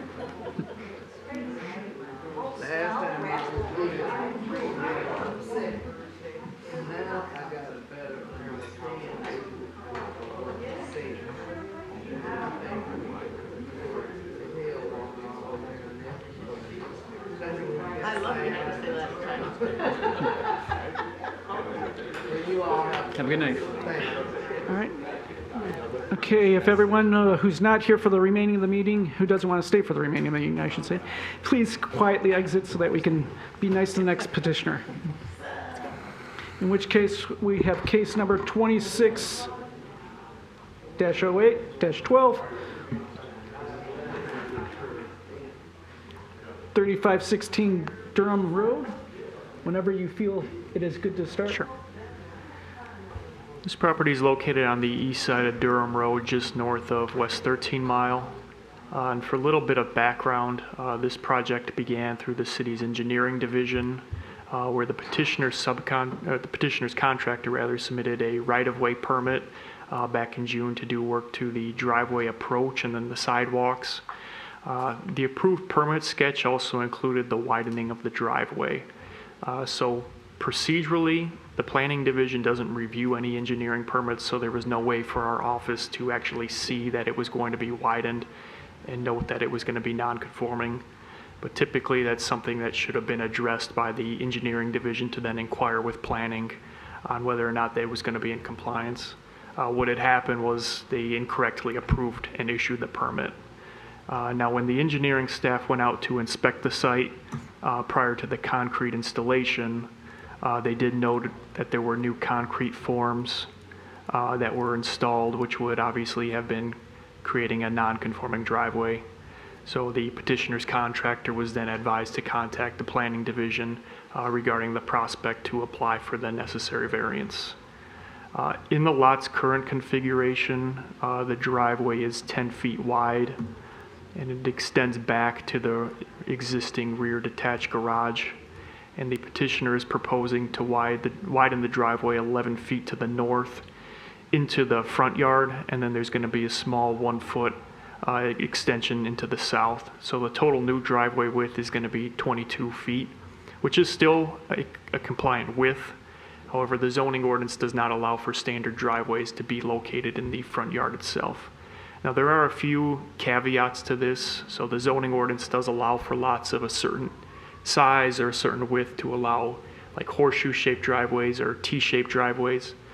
This particular lot is not big enough to fit a horseshoe-shaped driveway, but it is large enough to fit a T-shaped driveway, and that option was presented to the petitioner's contractor as a potential solution, but they decided to proceed with this particular design, so they're just seeking the one variance to allow the driveway to be extended into the front yard. Thank you.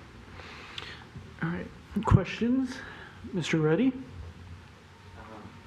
So the petitioner is basing their claim at least partially on the Federal Fair Housing Act and the Michigan PDCRA.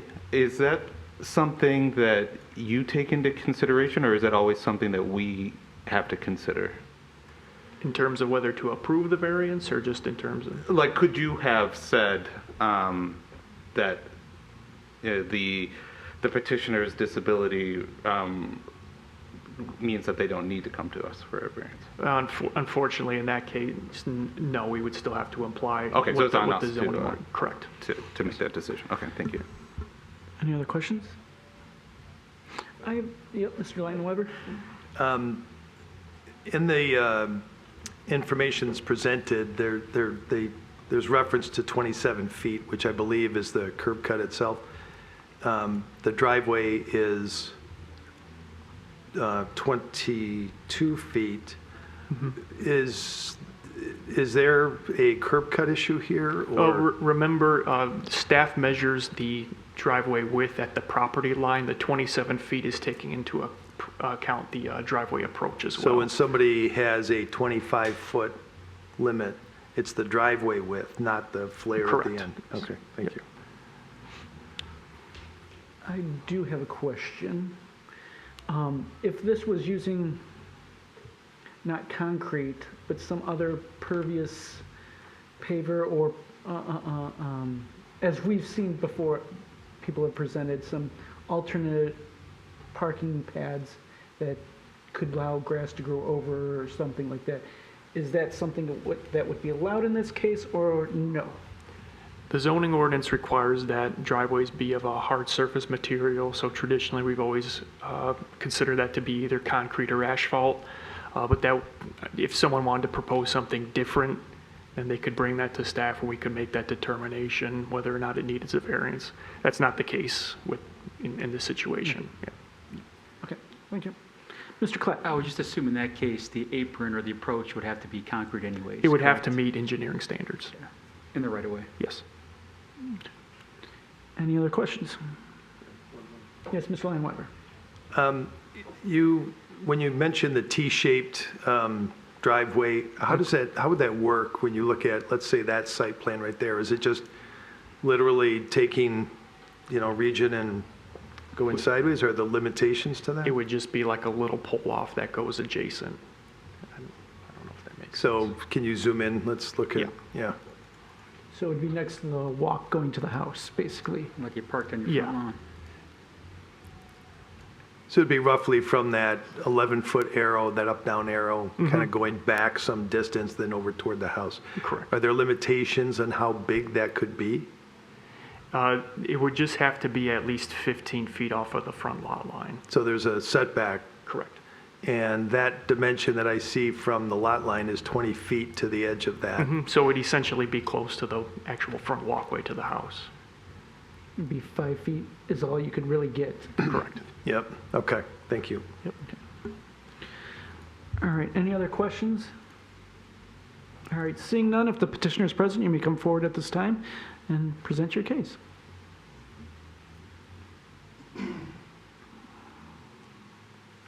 How you doing? Oh. So first of all, I didn't know I was going to be presenting anything, so I don't have any glasses, so hopefully I don't have to point anything out. My name is Maurice Payton. I'm a 22-year Army veteran. I'm also a 100% disabled veteran. And I got there for one reason, right? So I followed guidelines and I followed rules, and that's what we did in this case. So I saw a need. We're a multi-driver, multi-car family.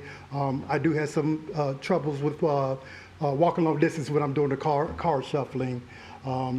So again, we followed the rules. We presented our drawings. We didn't go wild style cowboy and just start digging stuff and call my contractor and have him go to work. We followed the process that was in place.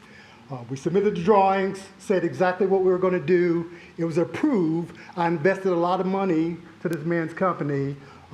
We started the process in June. And then they came back and said, hey, we messed up. You're not allowed to do this. Well, at this state, I've invested a lot of time, invested a lot of money because I follow the rules that have been set in place.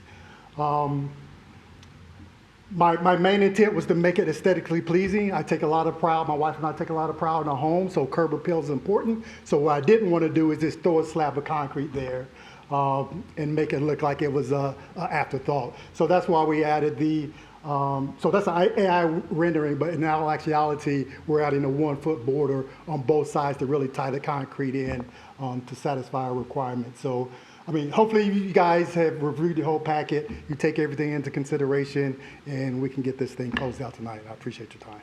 Okay, hold up there. Yep. Questions for the petitioner? Anyone questions? Nope. All right. Mr. Clapp. I just want, did you speak with your neighbors by any chance? Did you talk to them? Any issues, any concerns? Did they say anything? Yes, I actually did. So obviously the neighbors right beside me, they're good friends of mine, so they're definitely not going to have any concerns.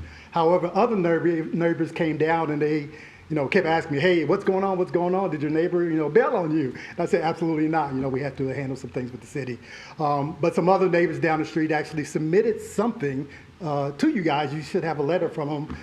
Not a good friend. He just felt the need to say, hey, you guys deserve this. I know what's going on. I think it's a great deal because of all the construction and all the other challenges. So he did provide me a copy of that letter. So, and again, it should be in front of you guys. Thank you. Appreciate that. You're welcome. Mr. Stevenson.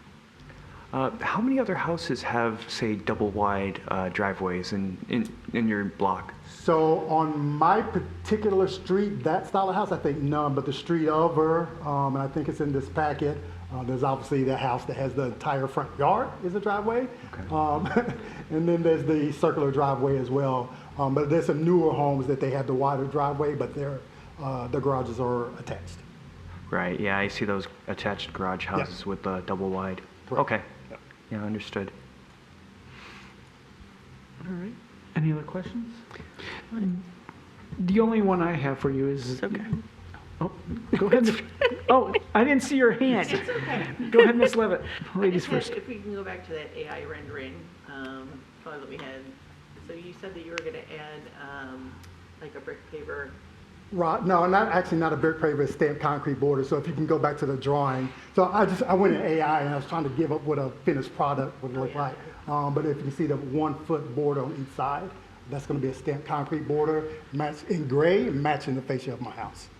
So that's not going to be going over the driveway itself. It's just going to be a border from the sidewalk to the house? Say again? So, I mean, it's not going to be the sidewalk? No, not the sidewalk. No, not the okay. sidewalk. All right. Were you going to ask him? No, I was going to say, as long as it maintains that 25-foot requirement or your maximum distance. Yeah. Whatever, if you add the border, just make sure it aligns. Yep. Right. Right. If approved. That was basically my question. I was going to ask if it was going over the sidewalk or not, but all right, you already stated that. So. Sorry. No, you're fine. You're fine. You're fine. Any other questions? All right. We're going to open up public comment. We're down one person. You can either decide to delay it another month afterwards or have it go forward. I'll ask you after public comment. Let's get it done, please. Okay. All right. All right. If there's anyone for public comment, you may come forward and speak on this case right now. Hi, my name is Aaron I'm Maurice Payton's contractor. We applied for this permit June 11th. We were then 4 different times they rescheduled our permit because the engineering department didn't want to talk to me. So we would have been back on the July schedule for this planning commission had they not submitted 4 different rescheduling of the permits. So we did not know what was happening after the original permit, and I had the curb cut. And I followed the exact dimensions of exactly the plot plan that I supplied to the city. There's no way I would have cut 14 feet of curb without the city's approval and obviously a building permit. So to reiterate what Maurice Payton just explained, we did this exactly by the rules. He got an estimate from me way back in March. So I waited until we had an actual approved building permit before I cut the curb and before we tried to add the driveway extension. At that point, engineering got a hold of me. Okay, thank you. Oh, I thought there was questions. Okay. Thank you. Anyone else for public comment on this? Going once, going twice. All right, we will close public comment. You want us to proceed, correct? Okay, we'll proceed to this side of the table for discussion and or motions. Anyone? Mr. Klatt? Well, for the sake of discussion, I'll make a motion to approve. Okay, is there a second? Mr. Wolf, seconds? Go ahead, Mr. Klatt. Well, again, am I in love with it? No. I think we're always trying to preserve green space in our front yards, right? But I think in this case, I'm looking at it as the lesser of 2 evils. You know, we could do the T. I see that being kind of difficult to turn into with the short front yard. And then I also think that'd be pretty unsightly to have the vehicle turned parallel to the road in front of the front door. So in the fact that he can do something, he can pave it, they can put this in front, I think this would be a more attractive approach. If there's legitimate concerns about disability, and the fact you approached your neighbors and there's no concerns, that's my rationale for approval. Okay. Mr. Wolf? As always, Mr. Klatt says it really well. The other thing I would add too is that this was an oversight by the engineering department. So without excusing that, you know, the rules do have to be followed, that incorrect information was given was not his fault for whatever reason. I'm not trying to lay blame. So for that alone, plus, you know, kind of what Mr. Klatt has said, I see no reason why we should not do this. Any other? Mr. Langweber? I think the hardship here is unique in that you've got a documented case of a person being mobility impaired, and the solution for the T-shaped, I agree. I don't know that it would work with the elevation of the home. You know, roughly, I don't know, 2 feet or so above grade. You've got to accommodate steps or a ramp or something at some point, and the site plan as presented would accommodate that, but if you added a T-shaped addition on that driveway, I don't think that it would. So I'm in favor of the motion. Okay. Other comments? Anyone else? I too will be in favor of the motion because of, as you said, the practical difficulty. Although, yes, the engineering may have missed the opportunity, and had he not been known as disabled, I would be maybe thinking the other way of saying, okay, I'm sorry, engineering screwed up. Yes, they shouldn't have done that, but unfortunately, there's not that much of a need. But being a documented disabled person, that is a special case, and I can understand the current driveway as it is not working with that kind of circumstance and needing this extra space. So because of that, I don't have any problem supporting the motion.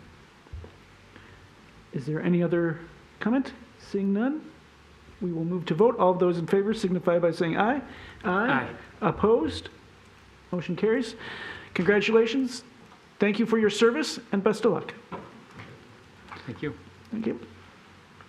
We will move on to the next case then. Case number 26-08-13, 1530 Marywood Drive. Whenever you are ready, you may take it away. The site's located on the east side of Marywood, adjacent to Crooks Road in the one-family residential zoning district. And it's obviously improved already with an existing house with a front-facing attached garage. The petitioner is proposing to demolish the existing attached garage and construct in a new addition in the same approximate location, albeit in a larger footprint. And this addition will contain, obviously, the new garage, but there will be a small portion of it dedicated to new living space. The zoning ordinance does require that each house have a 35-foot rear yard setback. And obviously, just by eyeballing this property, you can see that there is a bit of an obscure shape to it.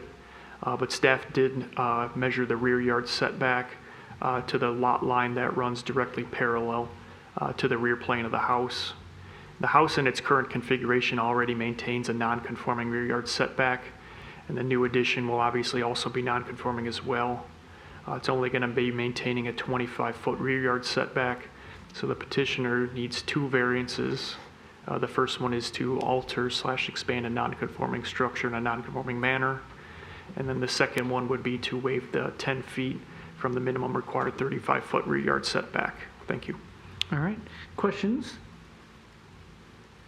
No questions? All right. If the petitioner is present, you may come forward and present your case.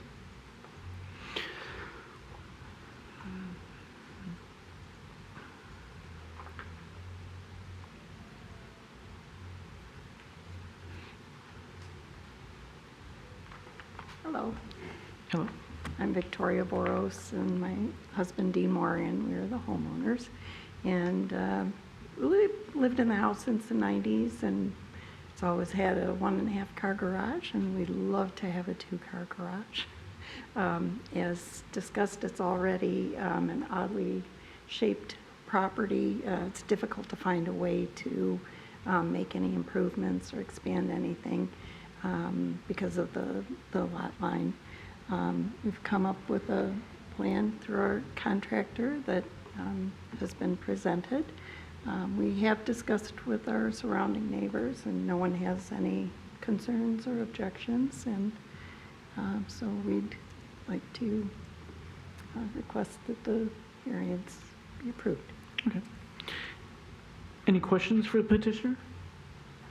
Mr. Clapp. Just one quick question. Thank you, by the way. It's probably a two-part question. You know, Alex, did you mention that the existing rear yard was at 27.5 before? You are correct in noting that. When you see on the floor plans, you can see that it's offset 2.75 feet.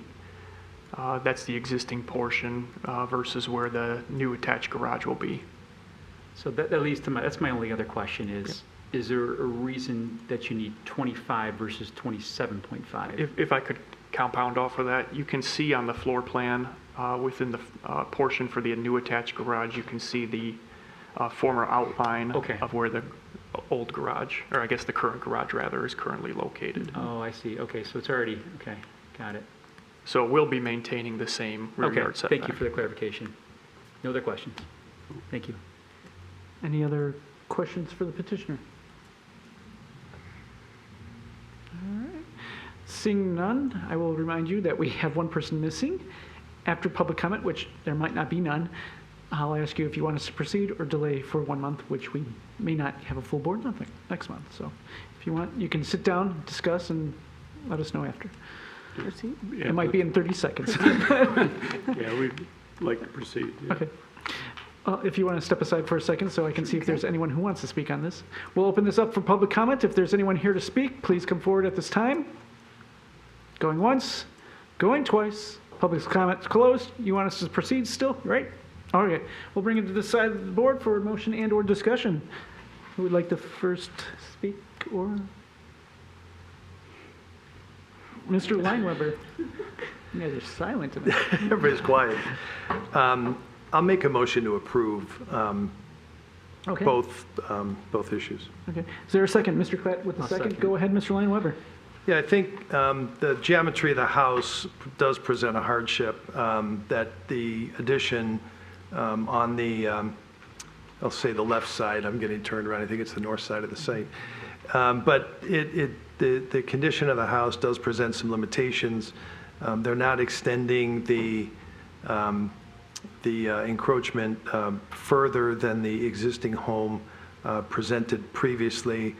I don't think that the plan of what they're trying to put here is excessive. I think it's reasonable for a home of this type, and recommend approval. Okay, Mr. Klatt.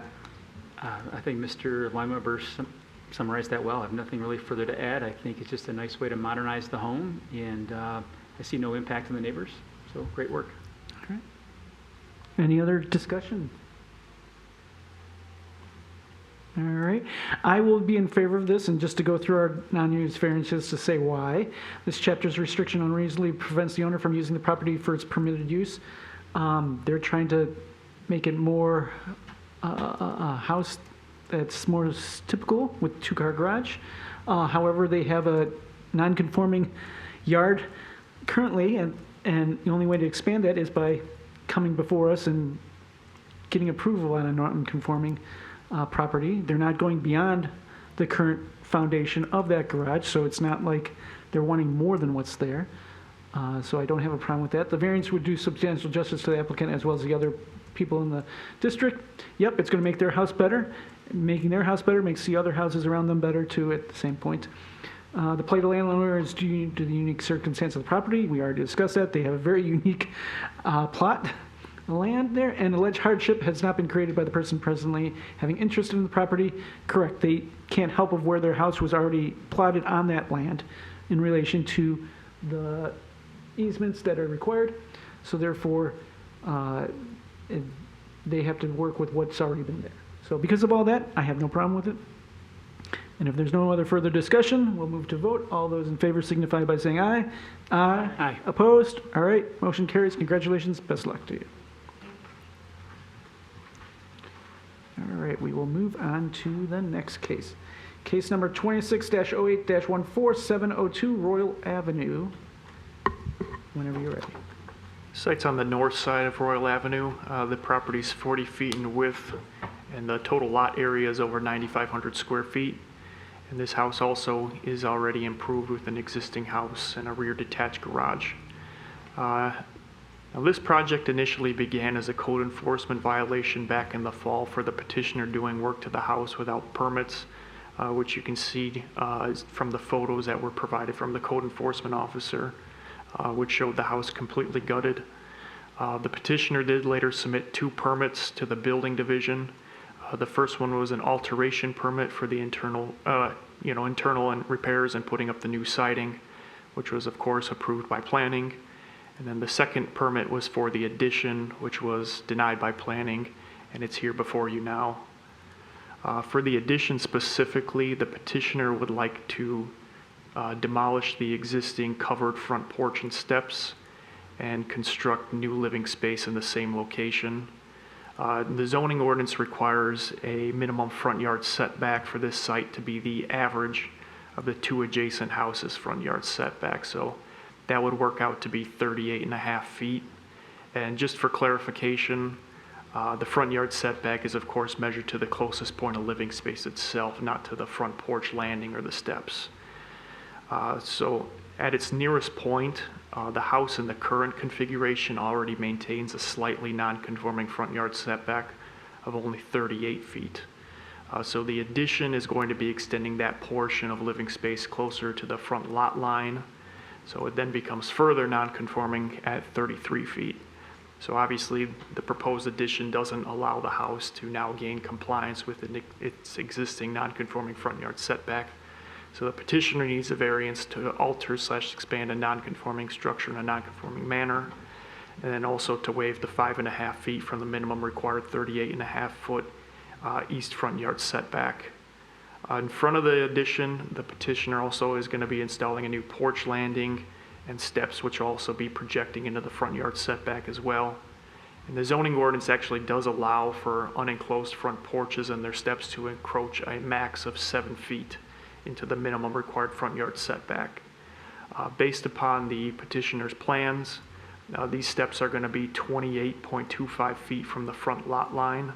And by ordinance provisions, the closest that they can be is 31.5 feet from the front lot line. So the petitioner needs a third variance to waive the 3.25 feet from the maximum allowable 7-foot extension that the front porch and steps can be encroaching into the front yard setback. And just as a little point of clarification on the last variance, that 3.25-foot variance is for the extension of the steps beyond the allowable 7 feet. It's not specifically pertaining to its distance from the front lot line itself. Thank you. Okay. Questions? I have a question. Yes, Ms. Levitt. So this lot is super deep. It's 9,500 square feet. Why are we building off the front and encroaching on the front lot lines? That's probably a question for the petitioner that you can ask when they come forward. Okay. Mr. Langweber. Alex, the 33-foot setback, that's the average from the homes on either side, is that correct? The minimum required front yard setback is actually 38 and a half feet. The 33 feet would be the result of the addition. What they're proposing. Correct. But the 38 comes from the adjacent of the the two adjacent houses. properties. Lacking any of that, if this were just raw land, the city has what, the setback is what, 25 feet? If it's 25 feet or the average of the two adjacent Of houses, the ones on whichever either number side. is greater is the one. Do you look at the block as a whole, or it's just strictly Nope, it's just two? the immediate adjacent. Okay, thank you. And if, yes, Mr. Wolf. No, go for it first. Oh, I was going to say, just to clarify, and the current setback that's non-conforming, it's 38 feet from, Yes. Okay. It's off by half a foot. right, so therefore we'd have to grant that half foot no matter what they do, one way or another. If they wanted to build off the front. Correct. Mr. Wolf. Kind of a procedural question here. Were they not required to provide plans or a survey or some kind of written justification? This is the first time I could not find any of those. A survey is not necessarily required for a home addition. It's required for new constructions, but home additions don't require one. Gotcha. And does the city require some kind of written statement? That's, again, this is the first time I've not seen that. And no, we don't. We wouldn't require a survey in all situations. No, like a written statement from the petitioner. Written statement specifying what? Like why, like a justification. If it had been requested, but the petitioner elected not to provide one. Gotcha. Okay, no problem. Just wanted to check. Okay. Any other questions? All right. If no other. We're good. All right. Just making sure. No other questions. The petitioner may come forward at this time and present your case. Good evening. Marvin Freed, project manager for Cornerstone Roofing, and Ari Jacobs is the homeowner himself. Okay. This home was purchased by Ari in September of last year for basically $302,000. It was his first home that he'd ever bought. He had bought it. There were seller disclosures on the house, and he had an inspection done on it. Unfortunately, him not knowing exactly what was going on with the house, he had contracted us to do some minor work and having to do a roof. And even though you say, well, this doesn't have to do with the front entrance, it really has to do with his commitment to having a house in Royal Oak that was safe environmentally and safe physically. So when he contacted us, we went through the house. And unfortunately, there have been 3 additions done to this house, including this front porch that we're speaking to. It's non-conforming. The front porch just happens to be on 2 4x4s. Okay? Should have never been approved. Obviously, it never was because there was no permits requested. There were 2 other major renovations done to the house that took out support beams, cut joists, moved staircases, cut headers, insulated areas that shouldn't have been insulated so that we had dry rot on half the roof. including an addition that was put on that wasn't flashed properly. And we had siding OSB that was rotted on many sides of the house. And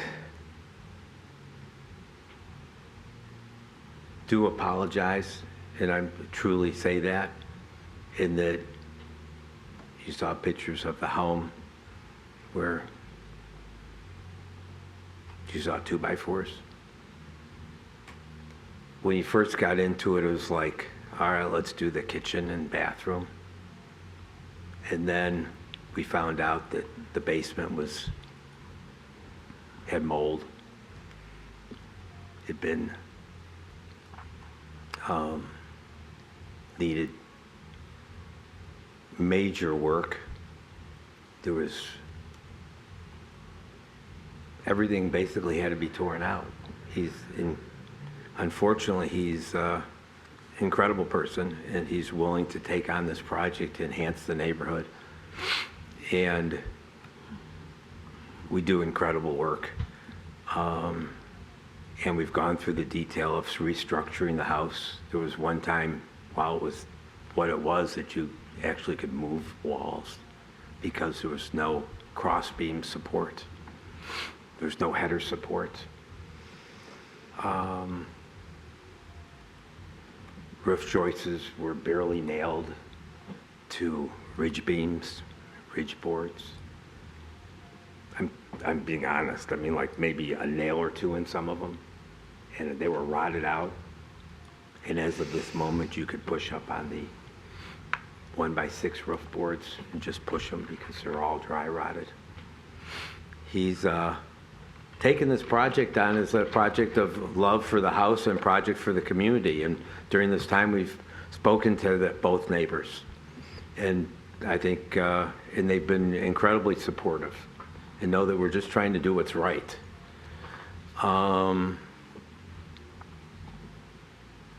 And that we were approved for the renovation, interior renovation. We've already put in LVLs. The flooring was all, unfortunately, in horrible condition. The joists were in horrible condition. They're all being pulled out. We're using glue lambs instead in order to carry the load and make this a great house. And I think part of the thing is some people would have done is they would have torn the whole thing down. But I think that the wiser thing was to keep it, reuse what we can reuse, make it more sustainable, make it environmentally friendly, and make it a beautiful example to the community of what can be done on a house that, unfortunately, he's had to encounter huge financial responsibility to make it right. As you can imagine, if you don't, from the little pictures that you've seen, you're talking about basically the whole structure being rebuilt, other than the basement. The basement floor is perfect. Unfortunately, being almost an 80-year-old home, there was some water that was hidden. Everything was hidden. I mean, this poor guy had a situation where he didn't know what he was getting. It was his first home that he'd ever purchased. So the front entrance is what we're speaking to. So we've taken out now joists, and we've opened up the front to be a cathedral, and we've opened up some of the back. And as we've taken everything out of the house, all we can do is find more problems. Bridge boards that were not supported on the ends, and we're talking about rotted over and over again. In the front porch that we're speaking to, because that's where we're going on this conversation, it's not conforming, as has been spoken to. It's also sitting on 4x4s, and so it has to be ripped out. We took out a deck off the back of the house, and you know what we found on that? We found the framing sitting on dirt. not sitting on 4x4s, sitting on dirt. We saw where it was supposed to be anchored to the house. Not one nail, not one bolt, not one screw, nothing. And so what are we going to find? And in the front, when he bought the house, in this front porch, what did we find there? We found a wasp nest that was from floor to ceiling, about 16 inches wide, and went up into a ceiling cavity into this front porch, and done a fair amount of damage to that. And so he's got to encounter now the issue of taking down this whole front porch, because it, first of all, wasn't even built correctly. It's off center on the joists versus the sides versus the posts. So it's got to come down completely. And so he's got a huge expense on that. And in order to make that a viable space, that is because it's now basically 8.5 feet wide, and it's basically about 4 feet deep. Okay, so we're asking to move it out another 5 feet. Okay, so it can be a viable space, because he's got so much expense he has to encounter already. And in that front porch, it's going to be a cathedral part, where it's also going to then interconnect with the front room, where we've also made that a cathedral. Okay, so it's going to interconnect and open up the house. Okay, the question you had on why can't we go off the back any further? Well, there's also a garage back there, just so you know, and so that'd be impossible. I mean, we could have it attached to the garage, but the garage would be in the way. Okay, so that really isn't a viable solution. Okay, and it's already been extended off the back, and that whole addition that was done was done without permits, along with the staircase that was cut into support beams that made it so that the loft wasn't even safe, and I believe the city knows that as well. We've had to reconstruct all of that and make it proper. So in order for him to have a really good space and open up the house to be what it can be, that is a great solution, in that he has to tear off that front whole porch anyways. Okay, and so what we're asking to allow us to move out another 5 feet, okay, and build it properly and have it. It's going to still be a bungalow like most of the houses on the street. We're not building a Bigfoot. You know, we're not building something that's not in compliance and not going to support the community in its design and character. And again, I've talked to both. We've talked over and over with neighbors. Nobody's complained. Nobody has a problem with it. Neighbors on both sides haven't had a problem with it. And just to wrap it up, to tell you what the situation of the house was, and I think a lot of you have a very good construction background and planning background and engineering and architecture background. We've had 3 40-yard dumpsters. We're on our second 20-yard dumpster, and we've had a 10-yard. Okay, we had 4 layers of outside siding. Okay, and I could go on and on. I'm asking that you approve the variances. This gentleman has been willing to put out way more money than ever could be thought of in order to make this house beautiful and right. And the other part of it is I know this is a little strange to put out there, but we'd sure, within safety concerns, invite the community to look at what we're doing, because we've had so many people walk by the home and talk to myself and construction workers that are out there in the trades and say, hey, please tell us what you're doing, because we just had something similar done and it's been horrible, okay? We didn't know what we were getting into, and we weren't told the truth, okay? And we'd love it to be an example for the community. And you wonder why I'm coming from there, because I've been doing this for 45 years, and I'm passionate about what I do. And I also wanted to work for him and work for his future family, okay? And this front entrance and bringing it out another 5 feet isn't going to be detrimental. If you go down the street, you can see that the street narrows and it changes, and some houses are a little bit closer and some are a little bit further. It will make it a great example and inspire the community to do more repairs and have people understand what it takes to do these repairs, because it is really, really expensive, okay? And he's willing to put that out. And for the little bit of the 5 feet, I know it's a variance, and I appreciate all that, but he's putting out hundreds of thousands of dollars. And to do this front porch and rebuild it and tear it down and put the proper foundation and footings and everything, which there's none, it's really expensive. And so I ask you to approve this variance. It's not going to be incredibly that much more for him to build it proper, okay? And I'm not asking it to not be, and it's not going to be detrimental to the design in the community and the architecture of the community. It's my... All right. Questions for the petitioner? Mr. Wolf. And So, what's your practical difficulty? In a sentence, what's the practical difficulty?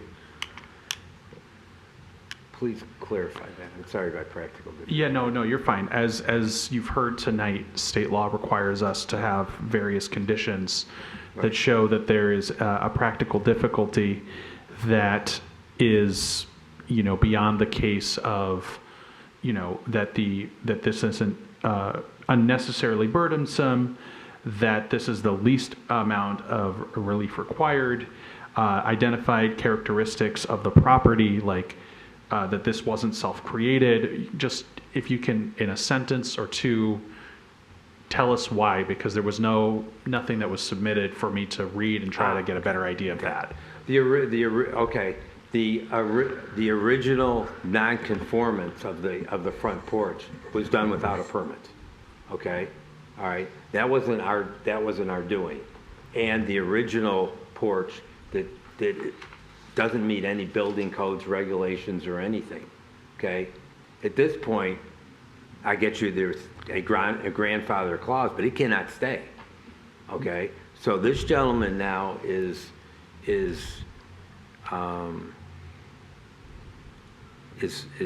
actually hurt, okay, financially and being able to use a front porch that can't even exist any longer, okay, all right. So at that point, what's happened is he's got a house that has a front porch that's 8.5 feet wide by 4 feet deep that's got to be torn down, okay. And then he's going to have no front entrance, okay? And so how he's impacted is that he didn't realize what he had, okay? And was that because of the due diligence, or I'm...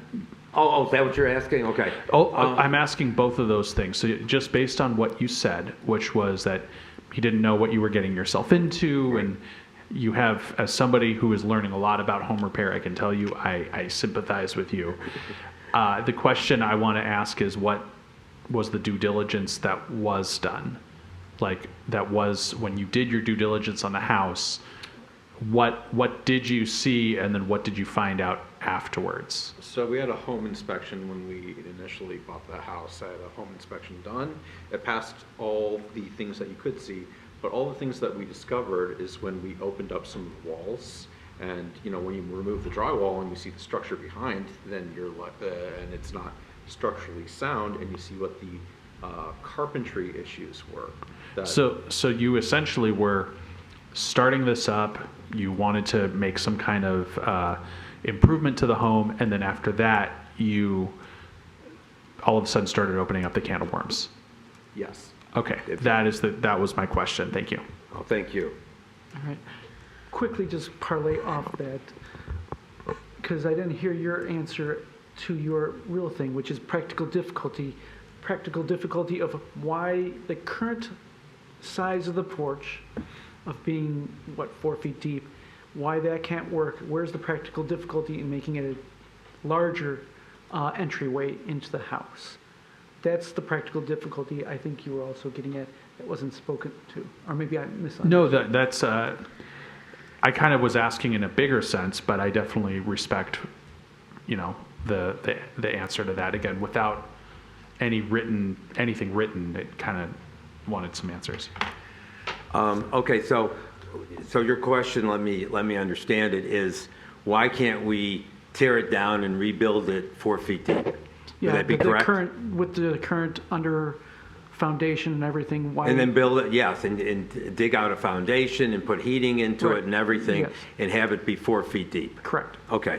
4 feet, the size of it at 4 feet deep is really, is unusable, is the truth of the matter, okay? In the way that it's structured right now. It's a front entrance, okay? But it's not usable for any purpose. You couldn't put a front closet in it. You couldn't put basically anything in it because it's so narrow and it doesn't have any depth to it. Okay, so that would, for him, he'd be putting in, thousands and thousands of dollars, okay, for a space that's unusable. Okay. And so therefore he'd be impacted financially in it, and it would increase no value to the home at the same time. And he'd be spending a lot of money. Okay.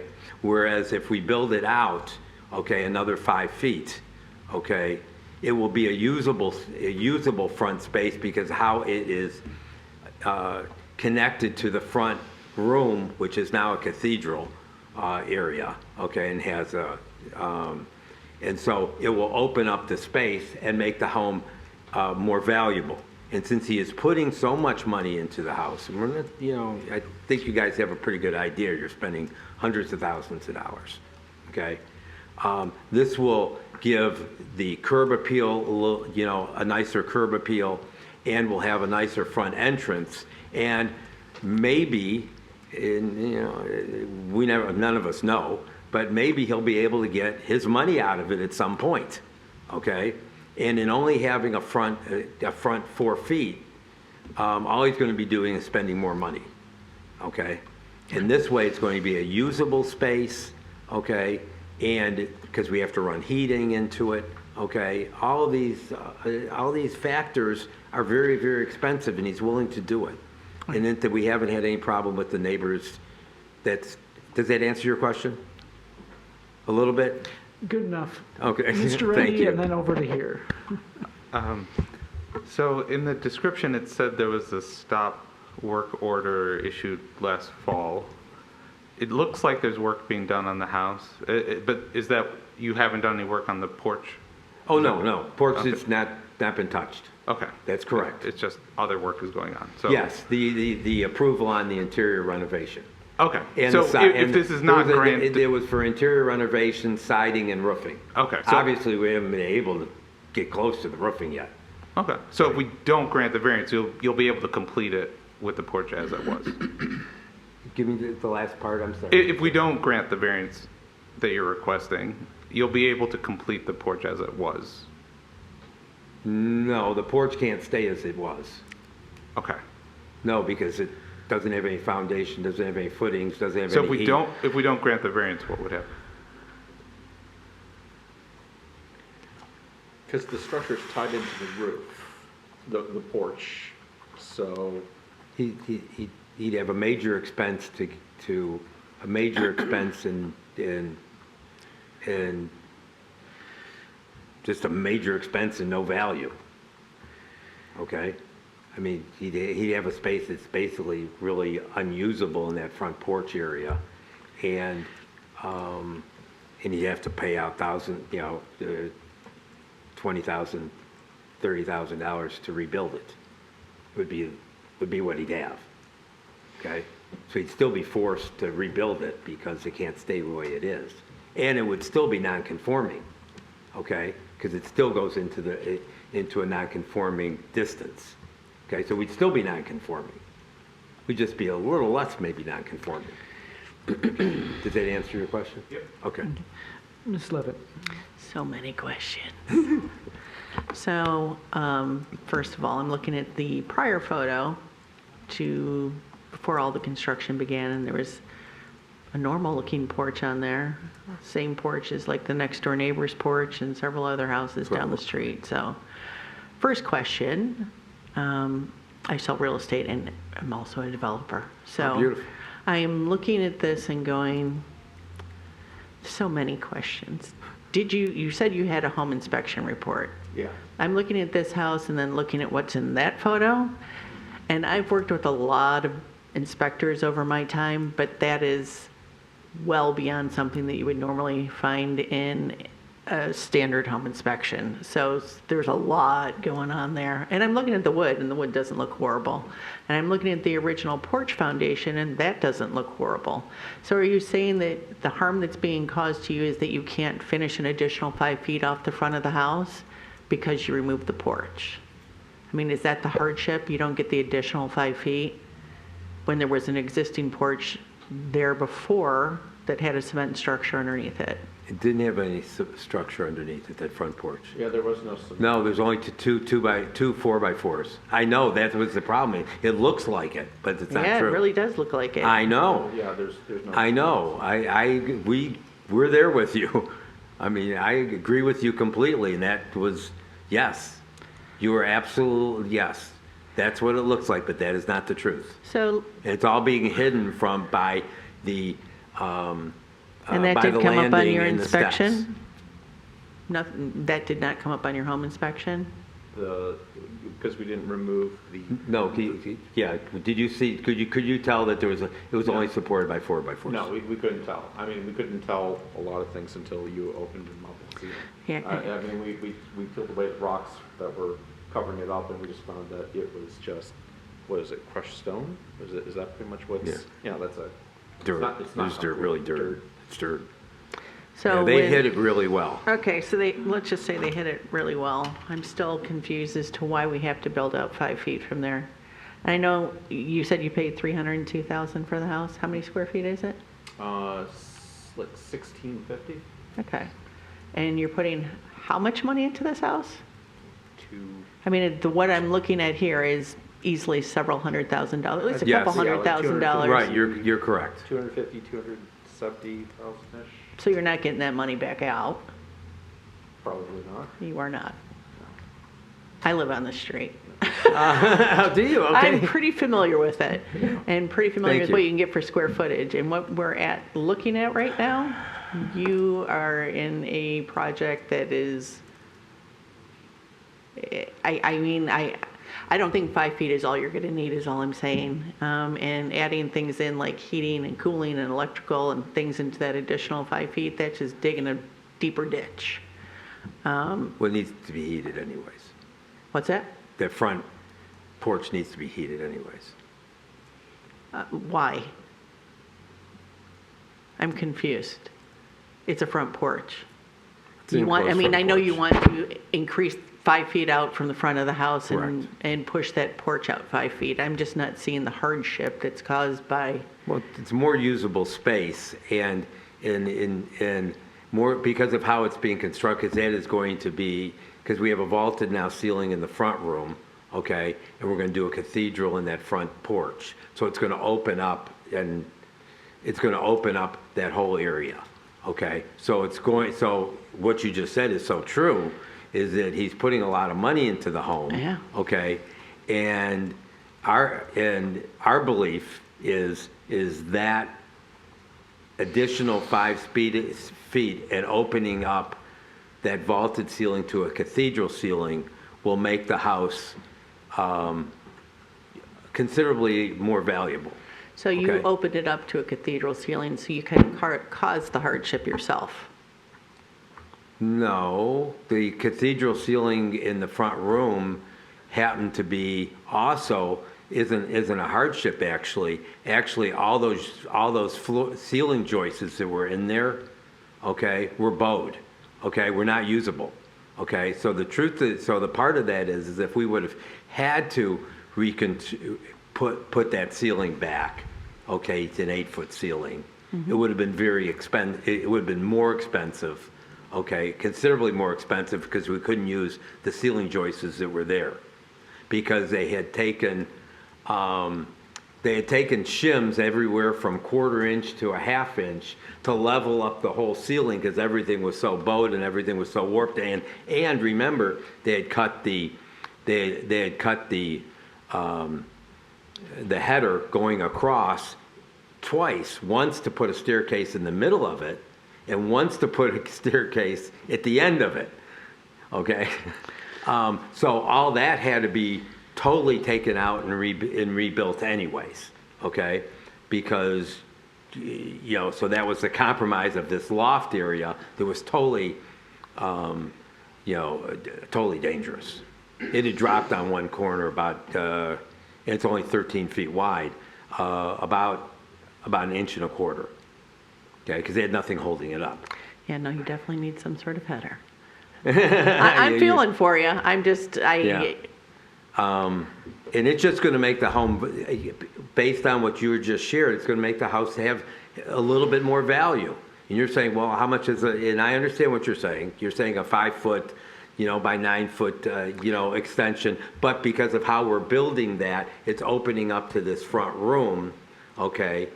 And it is going to feel larger and hopefully then, since we got to rebuild it anyways, okay, it's going to give them it is going to create a value because people are going to like it, okay? They're going to love it because it's more open. And we got to do everything we can to try to get them out of this, I think we've called them before, money pits, okay? Had a few of those myself. I think we've all had some of those. And so that's really the pleading for you is to do it. And since the neighbors are fine with it, I mean they've been supportive, okay? That would be the question. Do we have a whole group of people that are going, no, we don't want this. It's going to make our house look bad. It's going to make the neighborhood look wrong. And we've had probably 15, 20 neighbors that have stopped and asked us exactly how far is it going out, and we've shown them exactly what it is. And everybody said, absolutely, you're absolutely fine. We appreciate what you're doing. And that's why they've asked so many questions about what we're doing, because they haven't done this thing, fortunately. But they've had improvements done that haven't gone well. Okay. Any other questions? Did I take them all? Sorry. No. Mr. Stevens. Is there any other questions? Yes, Mr. Stevens. Thank you. Yeah, a couple of questions. Softball question is, how many other houses in the neighborhood have this minimum required 38.5 feet violation? We wouldn't have that number, right now ready. We would have to look at each individual property. Okay. I say that because I recognize that in Google Maps, the street itself, Royal Avenue, is, say, at like a 10-degree angle across like east, right? So with that being said, each of the front facing walls of every property is at a varying distance from the street, right? That is correct. And if you go down the street further toward, Towards Crooks. Yes, towards Crooks, you will see that they're shallower on that setback. Mm-hmm. So that is absolutely correct as well. Okay, but the two houses on both sides are what we're using because that's what we need to use as far as the zoning. Right. Okay, is what Alex spoke to. That's the key thing. The two houses on the side, even though if you go closer to Crooks, you'll see it's a lot shallower. Right. So with that being said, I do recognize there's a little bit of the jaggedy setbacks of the houses in the neighborhood. So I recognize that the characteristic of the neighborhood could, say, accommodate that sort of a difference in front wall. Does that make sense? Yes. In fact, we did go down the street and measure that setback all the way down the street, but that couldn't be used for this presentation, so we didn't include it because it's only the house on either side. Okay. Originally, this house was designed non-conforming. Is that correct? Yeah, the house in its current configuration is a non-conforming front yard setback. Okay, gotcha. All right. Any other questions? Yeah. So then, you're requesting an additional 3 feet to be added to the front porch. Is that going to be a 10-foot deep porch, or is it still going to be a 7-foot deep porch? The enclosed porch is 10 feet, okay? And then your landing has to be 3 feet, okay? And then we have 2 steps. Okay. So what you're saying is an enclosed porch is the expansion? It's going to be it's going to be 9 feet. We have 4 right now, we're adding 5, so it's going to be 9 feet deep, sorry. Right, okay. And then you have to have a 3-foot landing, that's per code. Right, so the landing is what is expanding, and it's not going to be, I guess the definition of an enclosed porch, I'm getting a little bit confused on. It's essentially the proposed addition. I think he's using the term synonymously. Yeah, it's the proposed addition. It's not necessarily, say, I guess, yeah, lounging area or something like that. Okay, all right, understood. Okay. Thank you very much. Any other questions? Mr. Wolf? So you said that demolition and rebuild is just not an option. Can you kind of go into why you believe that? Go on, you can say it since you spent the $300,000. Well, at this point, I mean, we're already we've already got the permitting, and we're already in the process of already rebuilding. So we're at the point of improving the structure. So in the next 2 weeks, we'll have made the complete structure structurally sound. So I mean, I'm already in, and it's too late, and I've already invested, I guess would be the best way of putting it. I've already thrown in like about $100,000 into the project.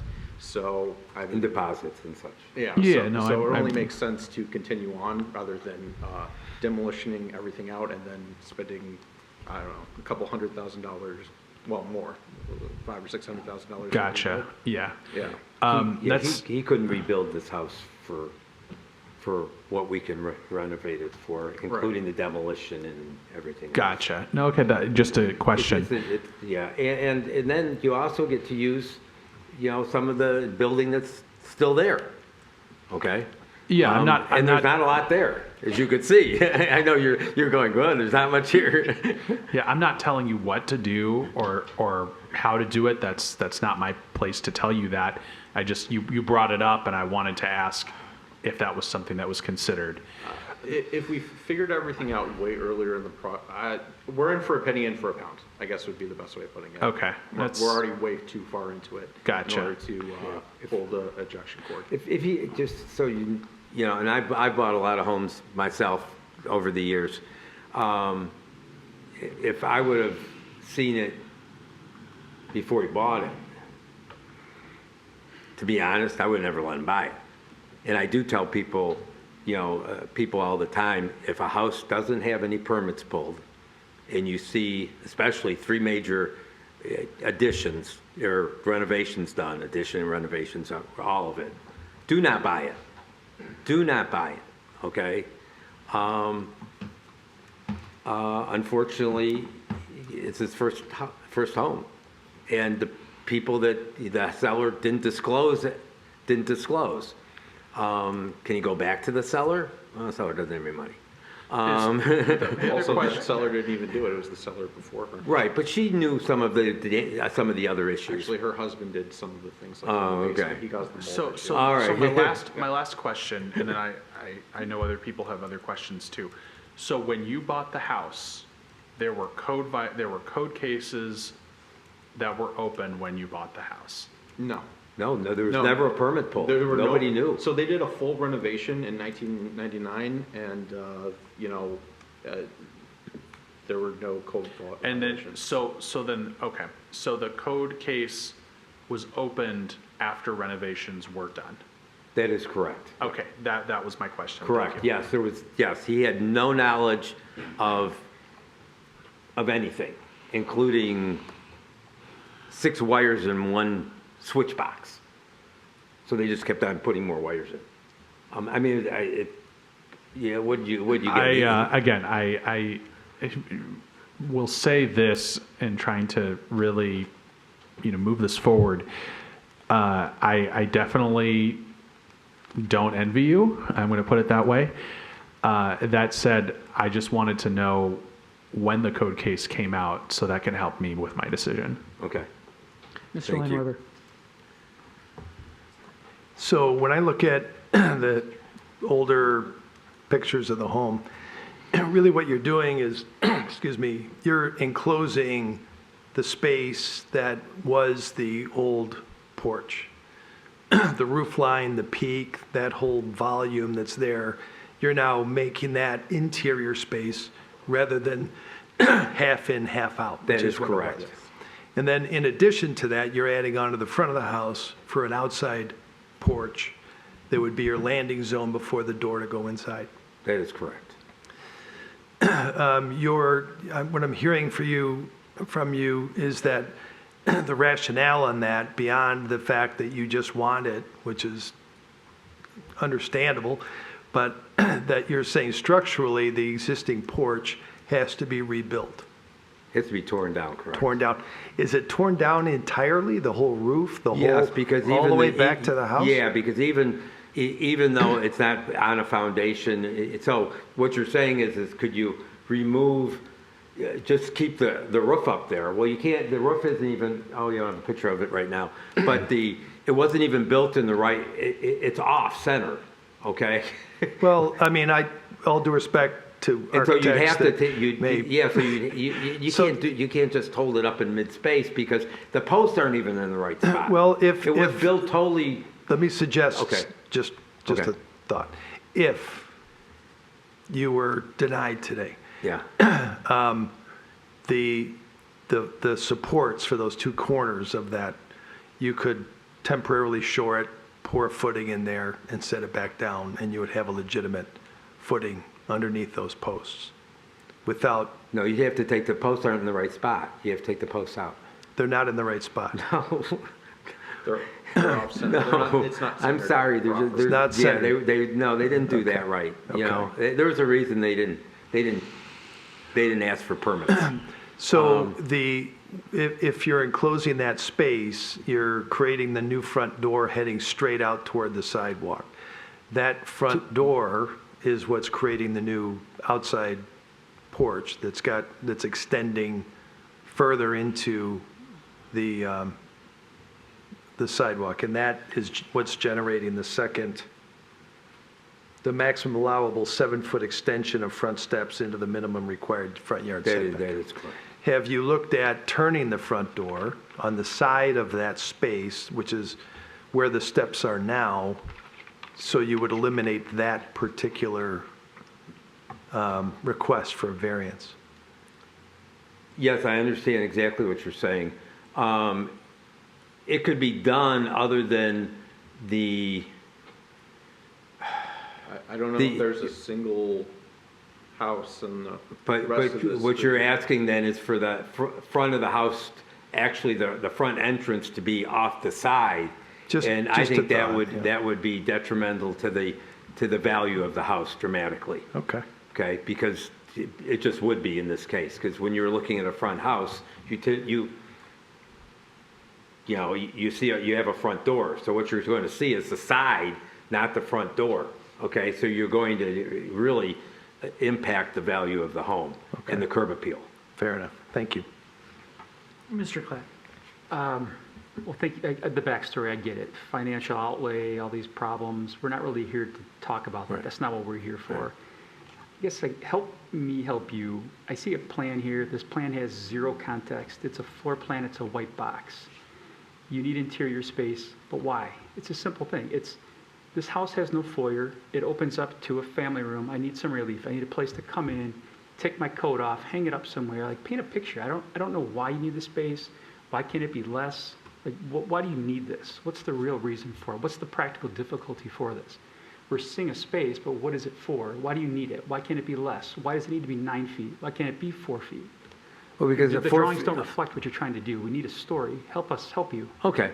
The 4 feet really doesn't really give you it's a front foyer, okay, if you want to call it, okay, a front entrance.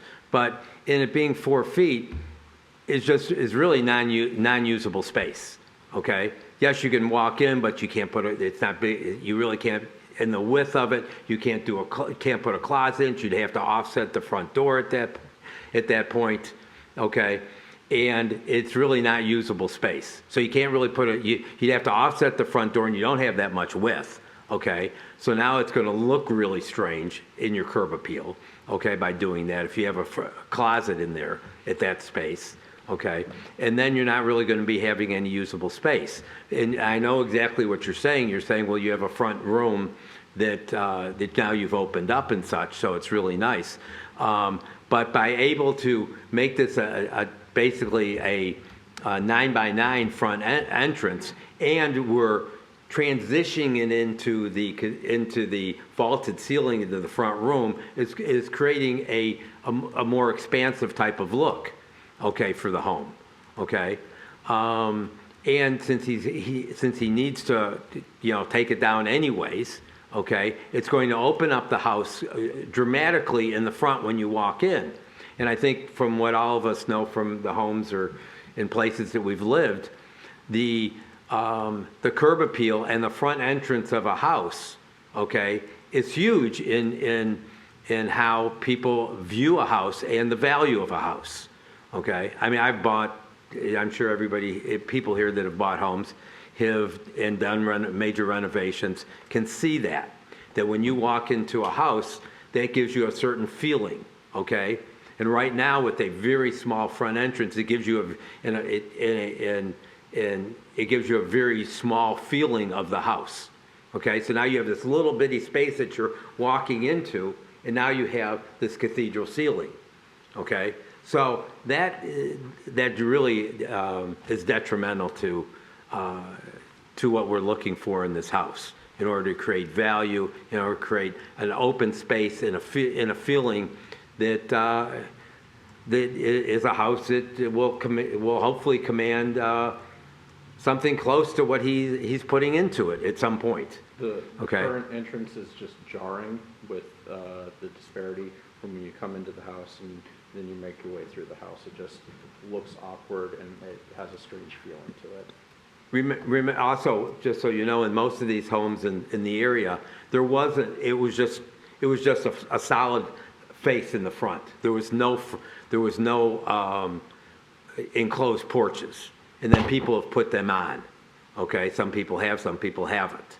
Okay, so this was also an addition that was put on and was done wrong. And so a lot of the construction and framing of that front vestibule, I mean, basically what they did is they took the front door off of the front of the house, okay, didn't change really anything, and then just stuck a little enclosure in front of it, okay? And that's what we have right now. And again, since it was built, it's in non-conforming right now. So it's really just this little add-on that they put on, and he didn't even change the opening into the main house. So what we're proposing is to enlarge it, okay, and have it connect to the vaulted ceiling with the cathedral. So it's going to change the feeling of the house dramatically, and the usability of the house, and also the value, which will also obviously support the community. The higher prices are in the homes.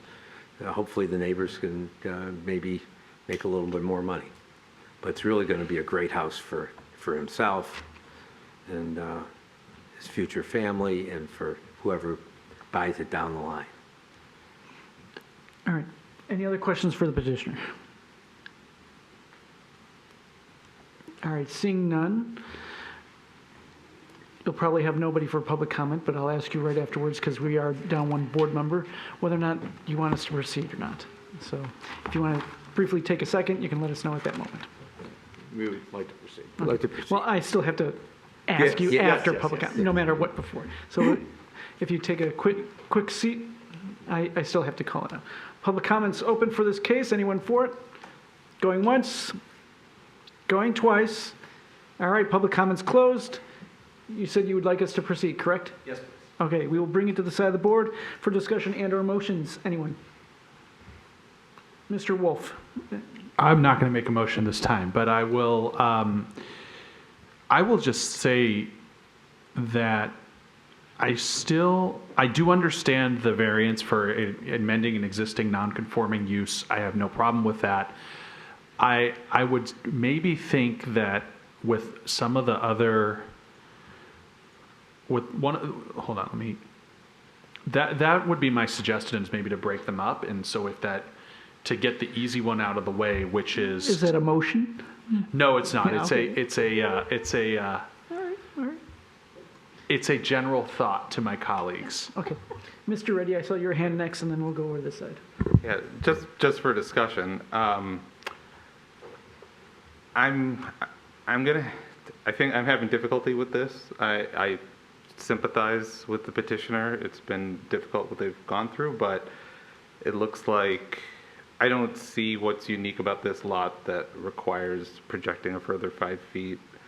The street, while it may not be exactly the same setback for all the houses, driving down it, it does feel about the same. Having one house push forward also affects in the future when the next house wants to potentially do that. So just for discussion, I'm saying these are the points that I would need to be won over on, if anyone has Mr. Clay. anything. I don't know, I'm just, there's plans here. Architect, designer, whoever may be, they offer little. They don't show much. I mean, we're here to assess if this is appropriate, assess if it impacts the neighborhood, assess if there's a practical difficulty. You're verbally explaining to me what all this is, and it's going to be beautiful. I can't see it. I mean, you have an architect, a designer, provide some context, provide a drawing that shows us what's happening. What does it connect to? It's connecting to a big white box. I struggle with it. I don't know if this is appropriate. There's nothing here that tells me it is. It fits, it's right. It's a 9x9 space. For what? What does it connect to? You got a designer on board, have them lay out the house. You paid them to measure it, pay them to provide an as-built. Show us what you're doing. I don't see it here. I'm just hearing a lot of verbal. I just don't see it. So I don't have enough information for me to make a sound judgment with what I see here. Mr. Wolf? Yeah, no, I agree with that, Mr. Klatt.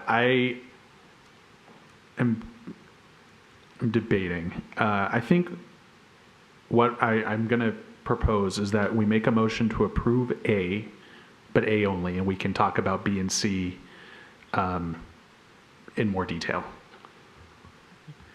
So is that a motion and then a second, or? No, just a comment. Okay. Yeah, that would be just to approve A because it is a non-conforming structure. He's probably going to have to come back anyway for that. So let him have that variance, and we can discuss the other two. Because I agree with Mr. Klatt. There's very little for me to hang my hat on for B and C. Okay, so that wasn't a motion. So Mr. Lineweber, your comment. A is the 9x9 addition on the home, just to be clear. Oh, So, okay. So that's a whole different yeah, can of worms. so, Yeah, so I that's, missed that. what you're proposing is that very issue. Oh, okay. Well, then never mind, because I misread that in a much more general sense, which was it's existing non-conforming. It's going to have to come back for us anyway. If the, I guess this would be a question for Alex, but if the homeowner was rebuilding that existing front porch and the assembly in the same location that it is now, in the repair or rebuilding as might be necessary, would that come before us as if there were no other issues on this home? The one that's currently there in its current configuration, is that the one you're referring to? Yes. Yeah. So the zoning ordinance does allow for, non-conforming aspects of a house to be rebuilt. If it was torn down, it would then have to conform to current standards. So it could be, a very possible situation that it would have to be, reduced in size, given the projection that it may have into the. But if it was no worse than it is today, that's not something administratively that could be approved? If they tore it down and they proposed something that then complied with the current setback requirements, that is, its allowable projection into the front yard setback, then yes, we could sign off on it. Well, I'm saying if it was rebuilt exactly as it is today, but with modern materials and proper footings and things like that. If it was torn down and rebuilt, and it did not comply with the front yard setback encroachment, then unfortunately it would be back before you. If they were simply working on footings underneath that existing structure but not tearing it all down, would that That could trigger? just be like an ordinary repair, which also our office could be, open to signing off So on. it's a question of how far do they go with it? Right. Whether or not it would, in theory, if it would have to come back or not. Okay, I'm, in my opinion, I'm not putting a motion out, but I don't see, again, this for similar reasons to Mr. Klatt, I don't see the information being presented to us that justify why this is a hardship and what the compelling need is for this addition. Actually, I am willing to make a motion. I will make a motion to deny both requested items. Okay, is there a second? I am seeing, is there an A, B, and a C? I just see Yes, there it. is. Yes, all three. Motion to deny. Point of clarification right before a second on that. Just to clarify, it looks, they tore down the current porch. That foyer is what remains. So if they put back the current porch, the porch that was there before they tore it down. We didn't tear it down. Okay, my mistake. I We thought. did not tear anything down in the front. Okay. It still exists, Okay. but you can't, Okay. if we okay. would have to All tear right, it all down, right. and then still be Yep, non-conforming. thank you. All right, I will. Mr. Kletz. Oh, is there a no, the second? only thing I'm going to suggest is maybe before we second, or I always forget the procedure on this, but is there a case here where they could come back if they go to Matthew Merritt and he provides more context on the drawing, resubmits a plan that provides more clarity of what you're doing, would the board be open for something like that? If the variance gets denied tonight, he would have to wait 1 year in order to come back to this board with requesting these same exact variances. It's not something that we could take in a new application for before 1 year. I apologize. I interrupted a motion that was, we were Yeah, looking for we a second. still need a second, Yeah, yes. yeah. So there's still a motion on the table.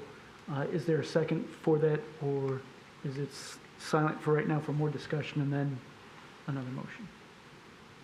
I stated my case. I'd be open to. Well, that's why I said, is there a second first for the motion? I'm willing to retract the motion if there's further discussion. Okay. Motion is retracted. Further, Mr. Wolf? I would, again, and tell me the most appropriate way to do this. I would maybe suggest that the applicant, that they postpone for a month, come back with all of the required information, the justification, the architecture plans, the, as you called it, an as-built, Mr. Klatt? Just show us some context. I would suggest that if they are willing to do that. If they're not willing to do that, then I would support a motion to deny. Can I say something? Only if it's to answer the question. It is to answer his question. Okay, yes. Okay. I agree with you 100%, and I agree with you, Mr. Klatt, 100%, in that you have not seen the a rendering of what the front's going to look like, okay, or the inside properly, okay, and that is, I think, a lot of the conversation going on here and a lot of the question from almost everybody, actually, that has spoken. All right. Okay? So I agree with that.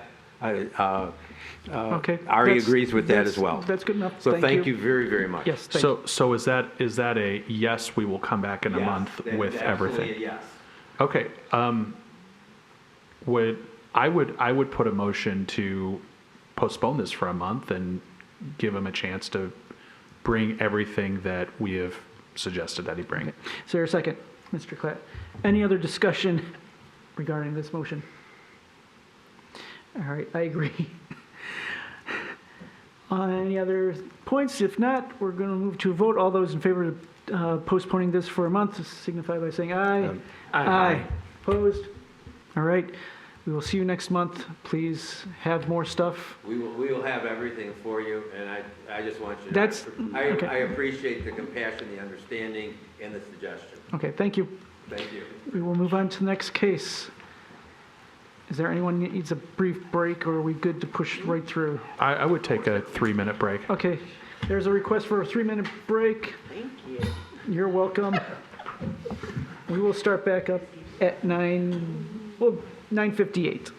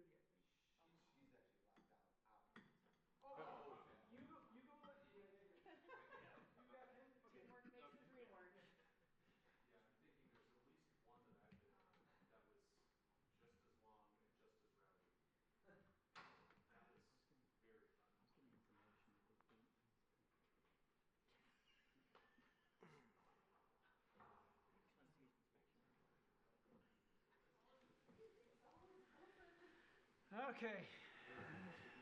Yep. All right. You don't have to sit down. You're going to be right up. You're the only ones left. All right.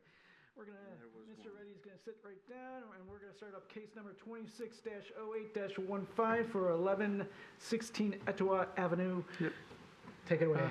This one may be familiar to some of our board members because back in 2023, the petitioner was here before you requesting a very similar variance to permit home additions and a new front porch and steps onto the existing house. Since then, the petitioner has brought forth the revised plans, which still unfortunately do require variances in order to be approved. So the house in its current configuration already has a non-conforming glass enclosed front porch, which the petitioner is proposing to demolish. And in its space, there's going to be new first floor living space with a uncovered, unenclosed front porch and steps tacked onto the front of it. And my screen is white. The zoning ordinance requires that the house to maintain a minimum 25-foot front yard setback. Let me try to bring it up. There we go. I did have content. It wasn't a white box, I swear. Yep. Yes. There we go. So, based on zoning ordinance standards, this house would require a minimum 25-foot front yard setback, but the house in its current configuration only maintains a 21.7-foot east front yard setback. The new addition is going to whittle that down to 16.75 feet. So the petitioner is seeking a variance first to alter/expand a non-conforming structure in a non-conforming manner, and then to waive the 8.25 feet from the minimum required 25-foot front yard setback. As I stated in the prior case, the zoning ordinance does allow for unenclosed front porches and their steps to encroach up to 7 feet into that minimum required 25-foot setback. But the new porch and steps, as proposed, will be encroaching 17.8 feet into the front yard setback, so they're only actually going to be 7.2 feet from the front lot line as showed on the site plan. So the petitioner needs a third variance to waive the 10.8 feet from the maximum allowable 7-foot extension for the new unenclosed front porch and steps encroaching into that minimum required front yard setback. Just one little bit of anecdotal point I want to bring up is that even if the petitioner were to revise their plans to match the variances that were approved back in 2023, unfortunately, it'd still be back before you tonight to request the same variances simply because it's been more than 1 year since the board granted the variance, so that approval has since expired. Thank you. Mr. Klatt. Alex, what about the fireplace? Is that an allowable projection into the front yard? That new fireplace on the porch? We do actually allow like fireplaces and chimneys to encroach into setbacks. It is obviously incorporated into the front porch, so we just tied it into that in our determination. Okay. Thank you. Sure. Any other questions? Okay, seeing none, you may go forward and present your case. Yeah, sorry, I didn't bring anything. I thought it was all up there, and it actually really is. I just wanted to make sure, Alex, it's good to put a face to a name, but it sounded like you had mentioned that the setback from, would that be the sidewalk to the home is 7 foot? The setback from the front lot line to the closest step is only 7.2 feet.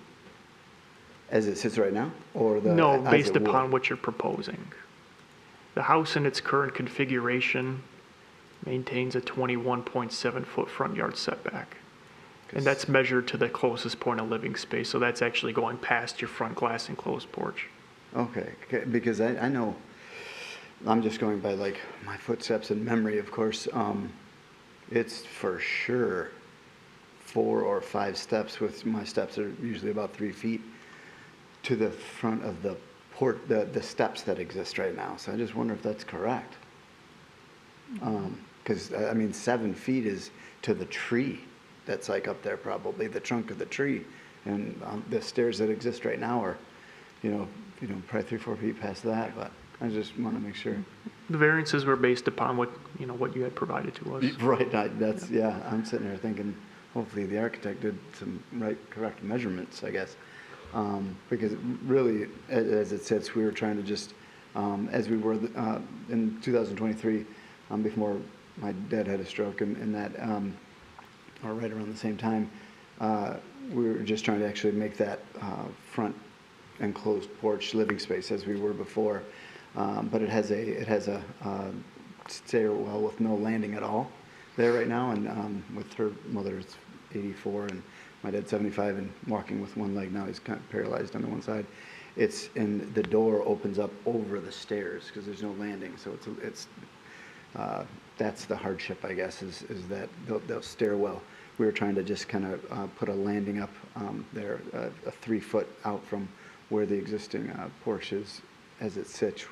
But the porch would, in this scenario, we're asking to actually make that part of the house, which adds approximately 130 square foot into a 700 square foot house, give or take. That's 20% addition there.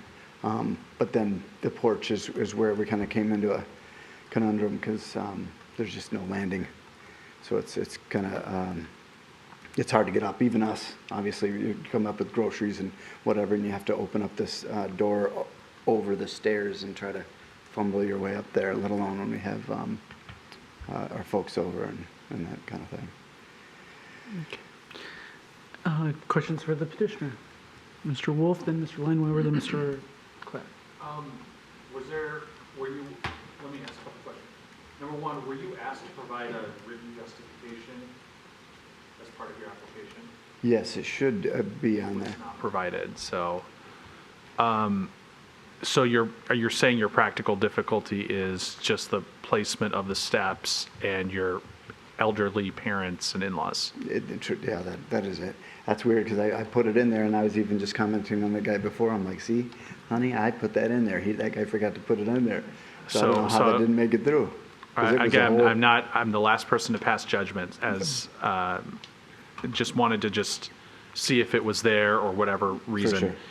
For sure. The second question I had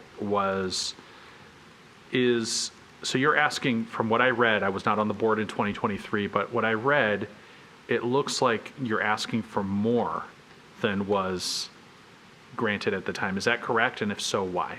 Not so much like back then it was the same thing, just making the porch, the existing porch right now, actually part of the home. Actually like living space.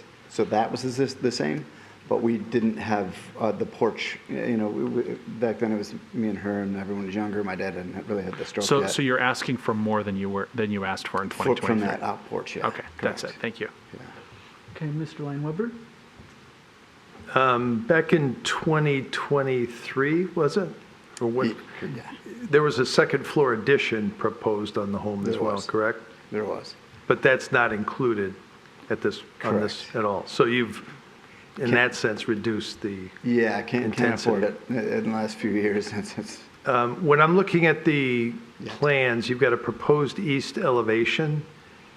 Can you kind of guide me through that? Is that the outside as it would be presented to the street? Is that what I'm looking at there? Correct. So what's happening with the roof line? The roof line would, at the moment, would meet it, basically. It would go straight up. The idea is actually, when I can afford it, it's kind of doing this as we can afford it, build a second floor that would meet that roof line, that would then carry out towards the back of the house with 3 bedrooms, master bath, closets, that kind of stuff. Eventually, like a phase 2, I guess. Okay. But, don't want to plan on it because you never know. So You never know. architecturally, does this fit in the context of the neighborhood? And do you think, is this a kind of compatible design with the neighborhood? Well, I mean, to be honest, so we've kind of talked to the neighbors and shown them the designs, and because they got to look at it, right? Mm-hmm. But it's more of a contemporary design that I was very surprised. My wife actually liked, and we kind of actually we built it really around these panoramic doors that we want to put in the front, to where it kind of opens up, and that look it was definitely more contemporary, and so we kind of rolled with that throughout the design of the house. We would put what is it called? What basically looks like concrete, but it's styrofoam with the glaze. I always call it soffit, but it's not stucco or that type of design. So it's more of a contemporary design for sure. But you know, some of the comments that were made were that's going to spice up the neighborhood a little bit, because they all have kind of that same builder goes around and. I'm sure you've been in front of them before, but it kind of doesn't look like every other house there. Okay, but at this point, you're not suggesting a second floor or any of that as part of this project. You're just building a facade that would allow for a second floor? It would meet a second floor at one point. This is going up to the height of where a second floor would be on the back of the house.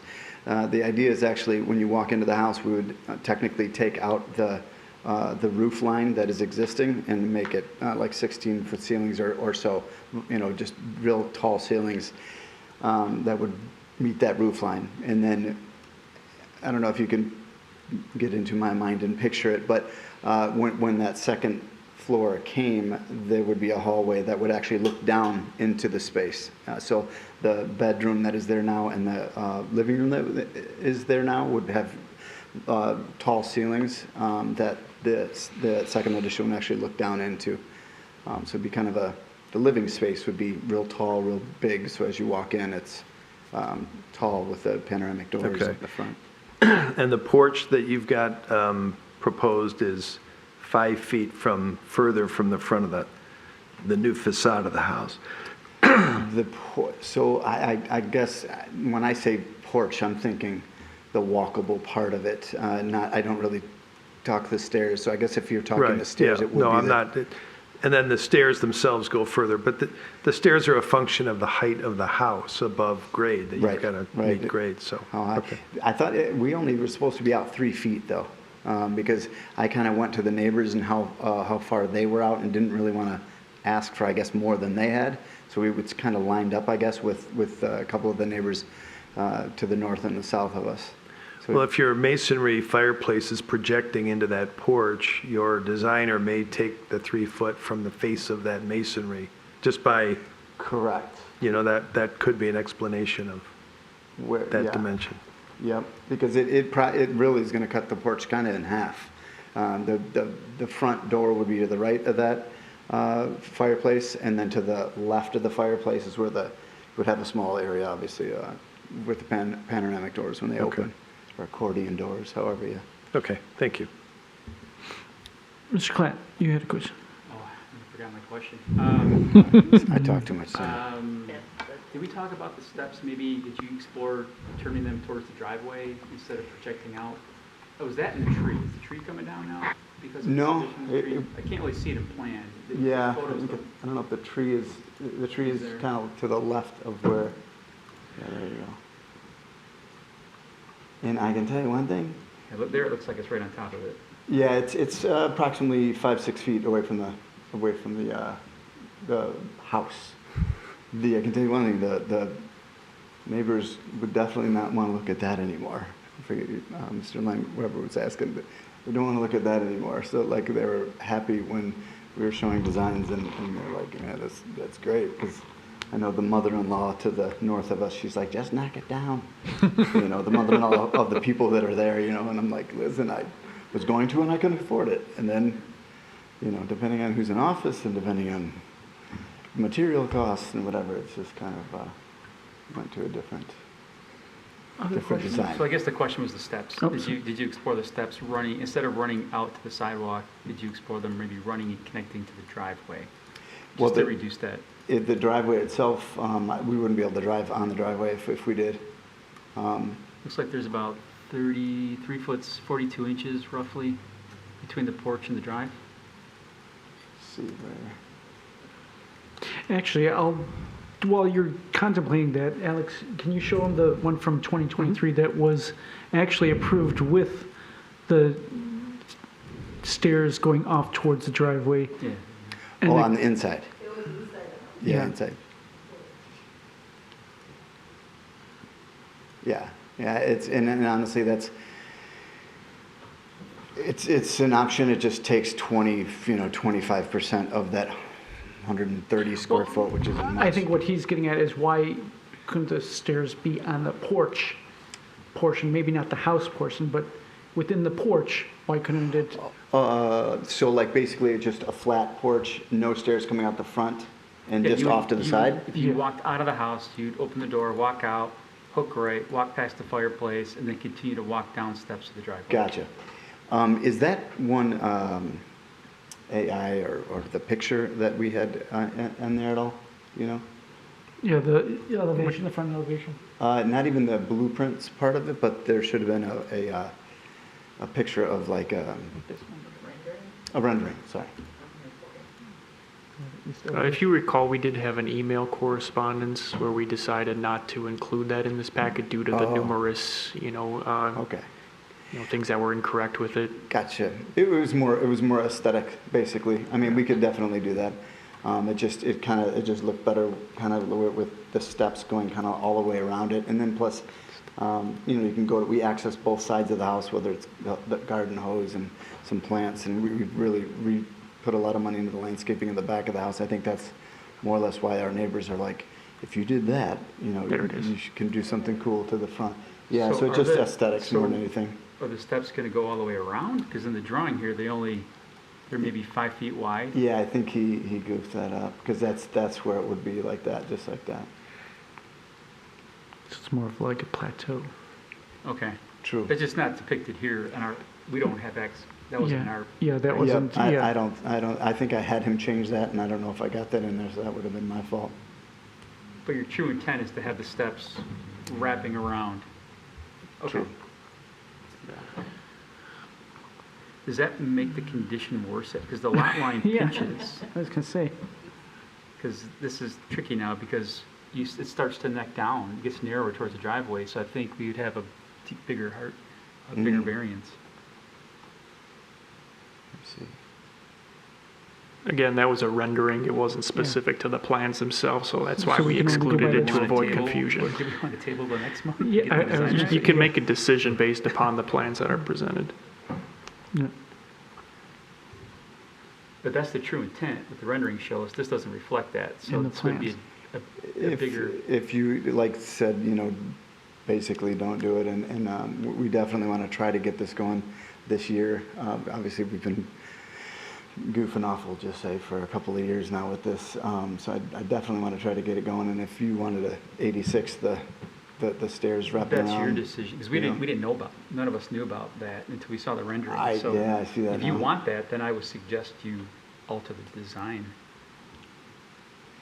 Yeah, because if we don't, I got to order the panoramic doors like 3 months before they even can show up and stuff like that. So if it, I'd probably rather, I guess, just go with the blueprint as he drew it if it was going to hold us up, I guess. Any other questions for the petitioner? Now, the only major one I would have been is what was the main practical difficulty of why you changed from what we granted you back in 2023 to now?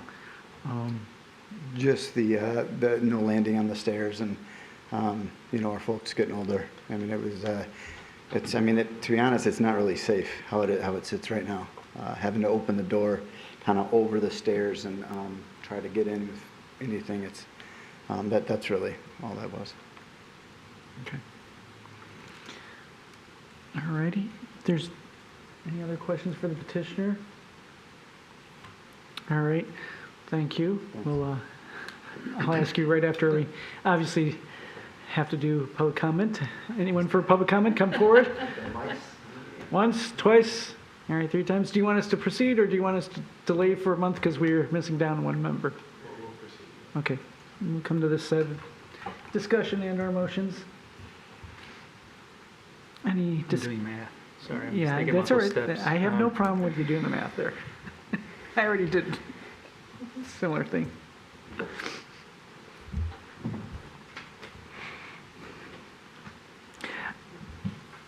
Well, I'll start off with a little bit of discussion for you guys just to mull over.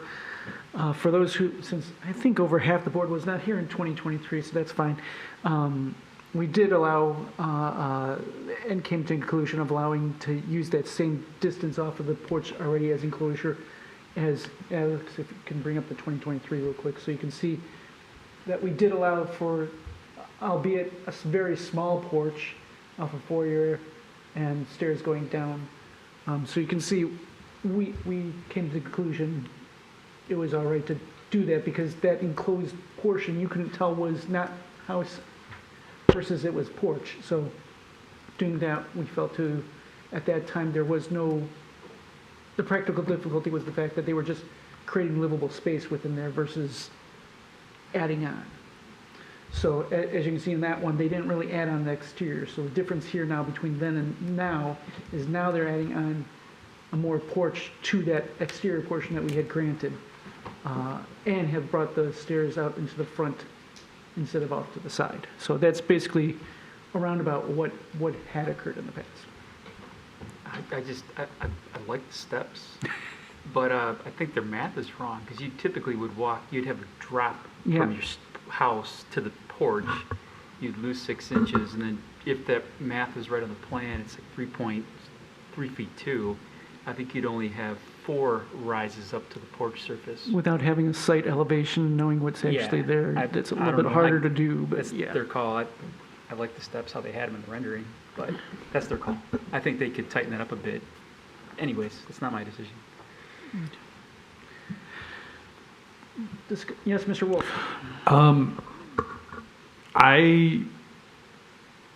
I do understand the practical difficulty of, safety and, aging in place. I know that's something that we've had here on this board. The question that I have, and I'm going to defer to my colleagues who have architectural background on this, is the practical difficulty now of like moving things on the side. Is it a bigger, like converting it into living space that is that bigger like ask compared to what was in 2023? Is that going to be a bigger like problem if he were to add on to a second one? Would he, would that lead to kind of bigger problems down the road? I guess I'm just trying to triangulate what other, if this comes back to us a second time for other things, like what, so this doesn't happen again. Would it be I have the question in my head. I'm trying to. Altering and non-conforming again? No, because it would conform if it got approved, right? So that if they added an addition in the back, it wouldn't come. Right, but he said that he wanted to make it like with the rendering we saw, that he wanted to kind of have it again, so it's a second floor. I think it's a bookend. And Yeah. then the back of the addition kind of butts up to it. Yeah. Gotcha. You can look down into this new 2-story foyer, or whatever you want to call it. The one thing that would bring them back before us if they decide to actually cover the porch at that point, or start to put up sides or start to enclose it, then that would bring it Back here. right? Got it. Just to cover the front porch? Yeah, if they put a covering over the roof of any sort. That's manner. okay. As long as it complied with like lot coverage, it wouldn't be like a further encroachment into the Right. front yard setback.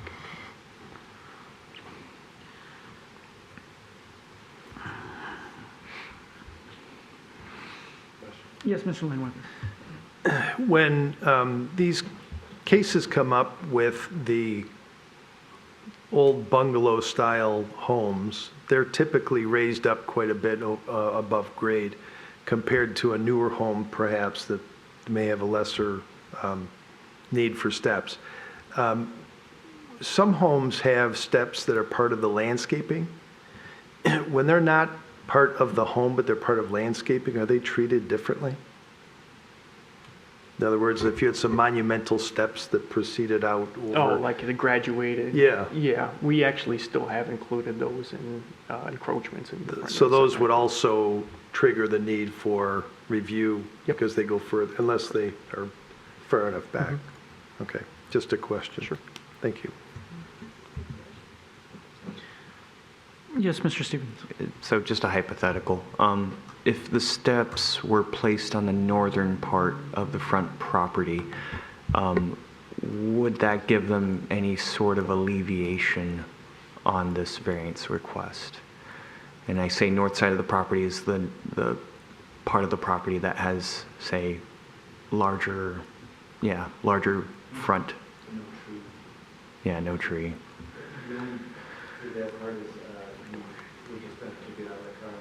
Yeah, I don't see. Right. I struggle mean, to see the you probably have practicality to of have that. two, steps, right? One by the driveway, one, if that's so desired. Sure, the fireplace was kind of custom. Yeah. Yeah, never mind. We try to take so many different ways, Okay. Well, Where are we at right now? We open a public. Right now, we've done public comment, we're on discussion. I'm losing track of where we are. Yeah, that's all right, we're in public discussion. I know, it's 10:30. The last one. I will say, just to give comments, the thing that I'm having the practical difficulty with is, with having that front chimney on there, they've basically made sure that they're gonna have to go straight off the entry instead of coming off towards the driveway like they did before. I do know, looking at the rest of the street, it's very nice to have that front porch. Royal Oak wants to have front porches for people to use them and make it more open and friendly, inviting, and definitely having a fireplace out there almost makes it look like you can use that for something like that, especially with those opening doors. So I'm just having a hard time mulling over the fact of needing to go even farther out than what we had granted them in the past. I understand why they're going with it. For this case. Yes. Oh, I think that, like, unlike the two neighboring homes, right, those are new homes. They're modern houses, probably 2 feet above grade, right? So they come out, they address the street, but they're maybe 2 feet up to the porch. So there's only a few steps. In this case, they have an existing first floor, so we just have to deal with the number of steps they have. So I don't know if that helped anything, but it's an existing condition. They can't really, we got to work around. But I think it'll be less than what they're showing because you never have your front porch right at alignment with your first floor. It'd be dropped a little bit. Typically, we're in Michigan. We have snow load. We have other challenges that prevent people from putting their porch right at the first floor. Well, actually, I'm going to make a quick question, even though we're on this side. Was it intent with those sliding doors that you walk right out from your living room right onto the porch, having it flush, or was it meant to be you walk out and there's a little drop? I think it's going to actually be a little drop. Okay. Just because, you know how you have to have so much drop for the height, obviously. Yeah. But however Okay. we can keep it the shortest. Okay. Not that we can calculate out what that would be loss of step. I think no matter what, we'd have to grant them for worst case scenario if you want to grant them for this case and hope that they do have one less step.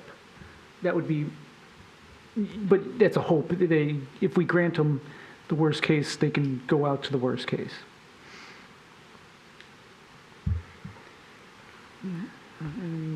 Comments or motions? Mr. Lineweber and then Ms. First. I've got a question maybe, and I'm not sure. I'm looking at other homes on the block, and there's a home 2 houses to the left as I'm facing this home that has the steps coming off of the side of the porch going down to the driveway. In that, taking that approach, you're not increasing, you're not encroaching further into the front yard setback. So the question that I would ask is, have you looked at that kind of approach to your current deck and front porch and the overall design, or not, I guess? Actually, in the print from 2023, it actually had that in there. It just, like I said, we're only adding 130 square foot. Well, but at that point, you had that inside the plane of the home. I guess what I'm suggesting is you put it inside the porch area. So that porch, you lop it off, and I don't want to redesign because this is your design, but to lop it off at the fireplace, and then you have steps coming down from there heading toward your driveway. The only downside to it is that's where those accordion doors are, so it would then open up to part of it being over the stairs, I believe, and not You're right. the porch. That's the only downside. I see. Okay. When I went outside, more on how to, because, you know, you don't want to, if you have to come here, you know. Okay. Mr. Klatt. Just to move things, I'm gonna make a motion to approve, then we can discuss. Okay, is there a second? Oh, I'm sorry, Ms. First actually had a question. Oh, sorry, my apologies. The question was already. Okay, good. So is there a second to Mr. Klatt's? Mr. Lineweber? I'll second. Okay, go, Mr. Klatt. I'm just gonna say the house has existed in this condition for a long time, in its condition. I get it was technically an open porch, but it's existed with that front facade right there, regardless, there's windows there or not. They're not making that any worse, right? It's still gonna exist there. Now we're looking at this house, and it's almost like an anomaly because it's so low compared to some of their homes in the block. So I don't think that, my first thought was, now you elevate it, you're making it worse because now it's taller. But I think it would fit in nicely with the two homes that are next to it. So I don't have an issue with that porch becoming part of the house. The steps we've been debating back and forth, can they come off to the side? Probably yes. Your idea for the fireplace, I think that makes it challenging to walk past them to get to the driveway. We're talking about the sliding doors, so I guess I just don't have an issue. I guess the hardship is that the house, the first floor is existing, you didn't create that, it's already up above that point, it's three foot something above the grade level. You just have more steps to deal with because of that existing condition. If your home was built new, you'd set it lower, we wouldn't have that same setback condition. It's nice to have front porches in Royal Oak, your two neighbors have them, I think we encourage them here, we want pedestrian activity on the street. So that's my rationale, that's what I'm going with. Okay, Mr. Lineweber? Yeah, I would just say, in addition, I like renovating these old homes, so your effort to, you know, kind of repurpose and modernize is appreciated. I think, you know, it's too many times too quick to just say, let's, you know, get rid of the old and bring in the new. You are changing the aesthetic quite a bit here, so you're taking you know, there's a risk, I guess, with that, but, you know, hey, it looks pretty well thought out. The steps, yeah, is being driven by just the height of the building above grade. And thought that was the function of many of those old bungalow styles. So I, you know, understand the extent of the steps. You're trying to preserve that tree. I respect that as well. So, yeah, and with the reasons that Mr. Klatt had outlined as well, I support. Okay. Additional comments, discussion points? Anyone? Bueller? I'll be honest, I'm somewhat torn. I have no problem with A. I have no problem with B, as we had previously passed. A little concerned with C is just allowing more of that going into it. I know we can't do the plateau like they showed in actually their renderings because that would take out the tree, because if you look at how close the tree is, the porch is already going to be pretty darn close as they show in their plan. In my opinion, there's no practical difficulty on why they have to have telescoping doors that you walk out onto the porch. Yes, it's nice, but it's not a necessity.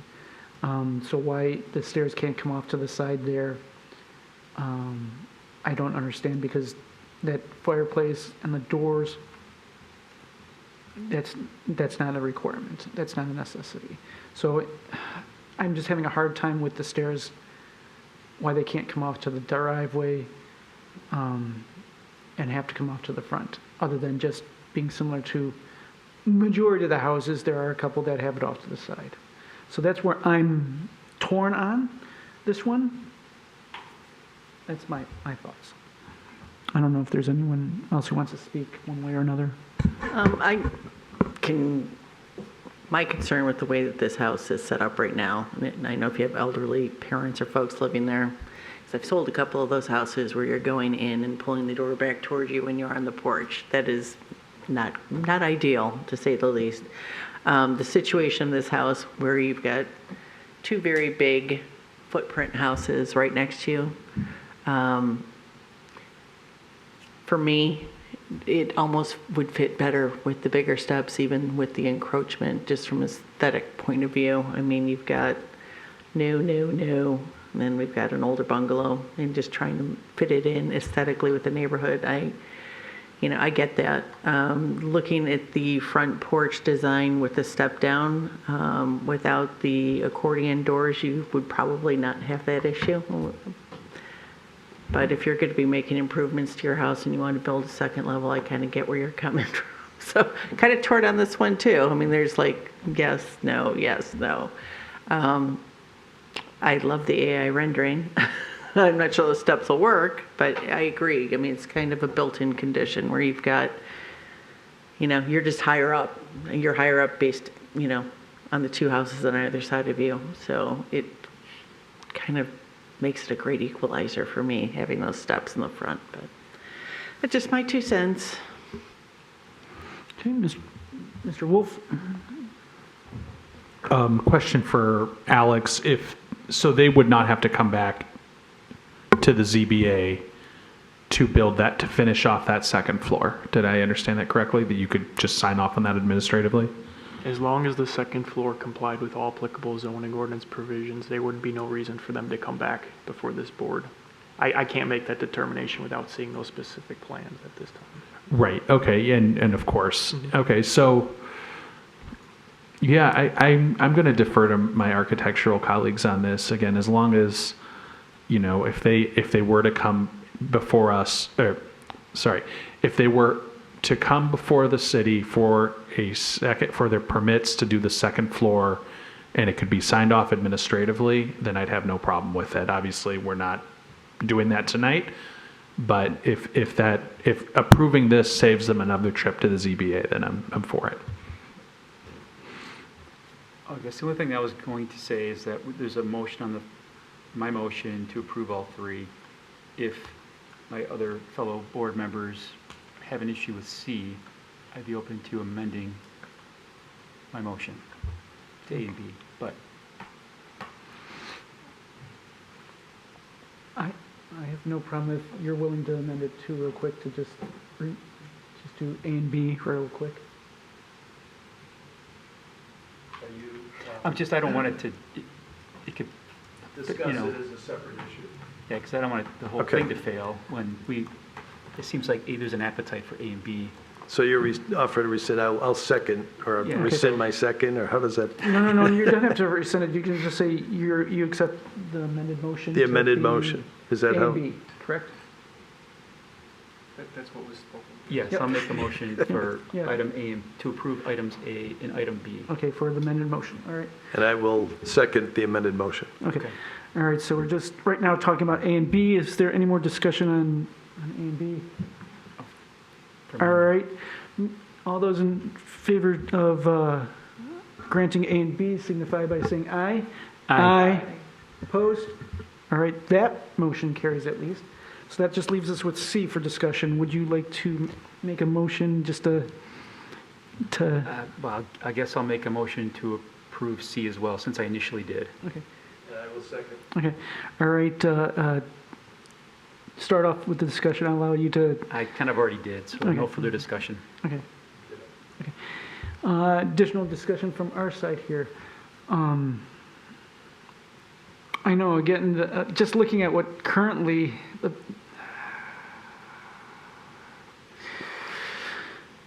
because currently the pathway to the driveway already comes to the side and it's not coming from the front. It is. Which is, I know why we went with in 2023 to just keep with that. Yes.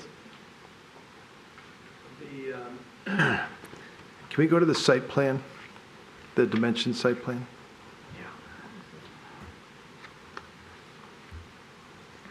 Is there enough room at 40 inches? So where is the line if C were denied? Where does that line come across the front? And would any front porch be allowed at all on this home? No, because C is for the construction of the new front porch and steps, so if you denied C, that would essentially take that entire. You would thing take off. the entire thing Okay. off. So 10-foot 8, which is the requested Yep. waiver, that porch is 5 feet wide. The steps are roughly 4, roughly. So that's a 9-foot from face of house to end of step. That's correct. So if C were denied, they would lop off that front porch in its entirety. And as proposed, there is no steps whatsoever coming out of that home. Yeah, so there'd be no other way to access it that met code, because it would need some type of landing and steps to get up there. Correct. Yes. So I've seconded C. Any other discussions? I know you guys are looking. So would you like to either one of you would want to put that in sort of the practical difficulty terms that are usually, If there's no other discussion, the board can make a vote, since there's been a motion and a second as well. all right, if there's no other discussion, we'll move to a vote. All those in favor signify by saying aye. Aye. Opposed? All right, looks like motion carries. Congratulations, best luck to you.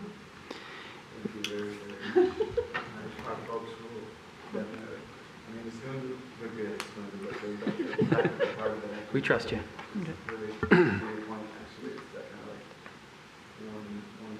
One's the book and the other is actual practical proposal. We figured we owed you one after the wait tonight. All right, other business. That's my bedtime. Do we have any other business? No other business? Public comment is open as the last of the public is leaving. Is there anyone to speak on public comment? Once? Twice? All right, no public comment. Close. Miss First, since you are first meeting, this is traditional that as your first meeting, you get to do the motion for adjournment just so that you could have your... All right. Make a motion to adjourn. Is there a second? I second. All right. All those in favor signify by saying aye. Aye. Opposed? All right, motion carries. We're done. See you all next month. Woo.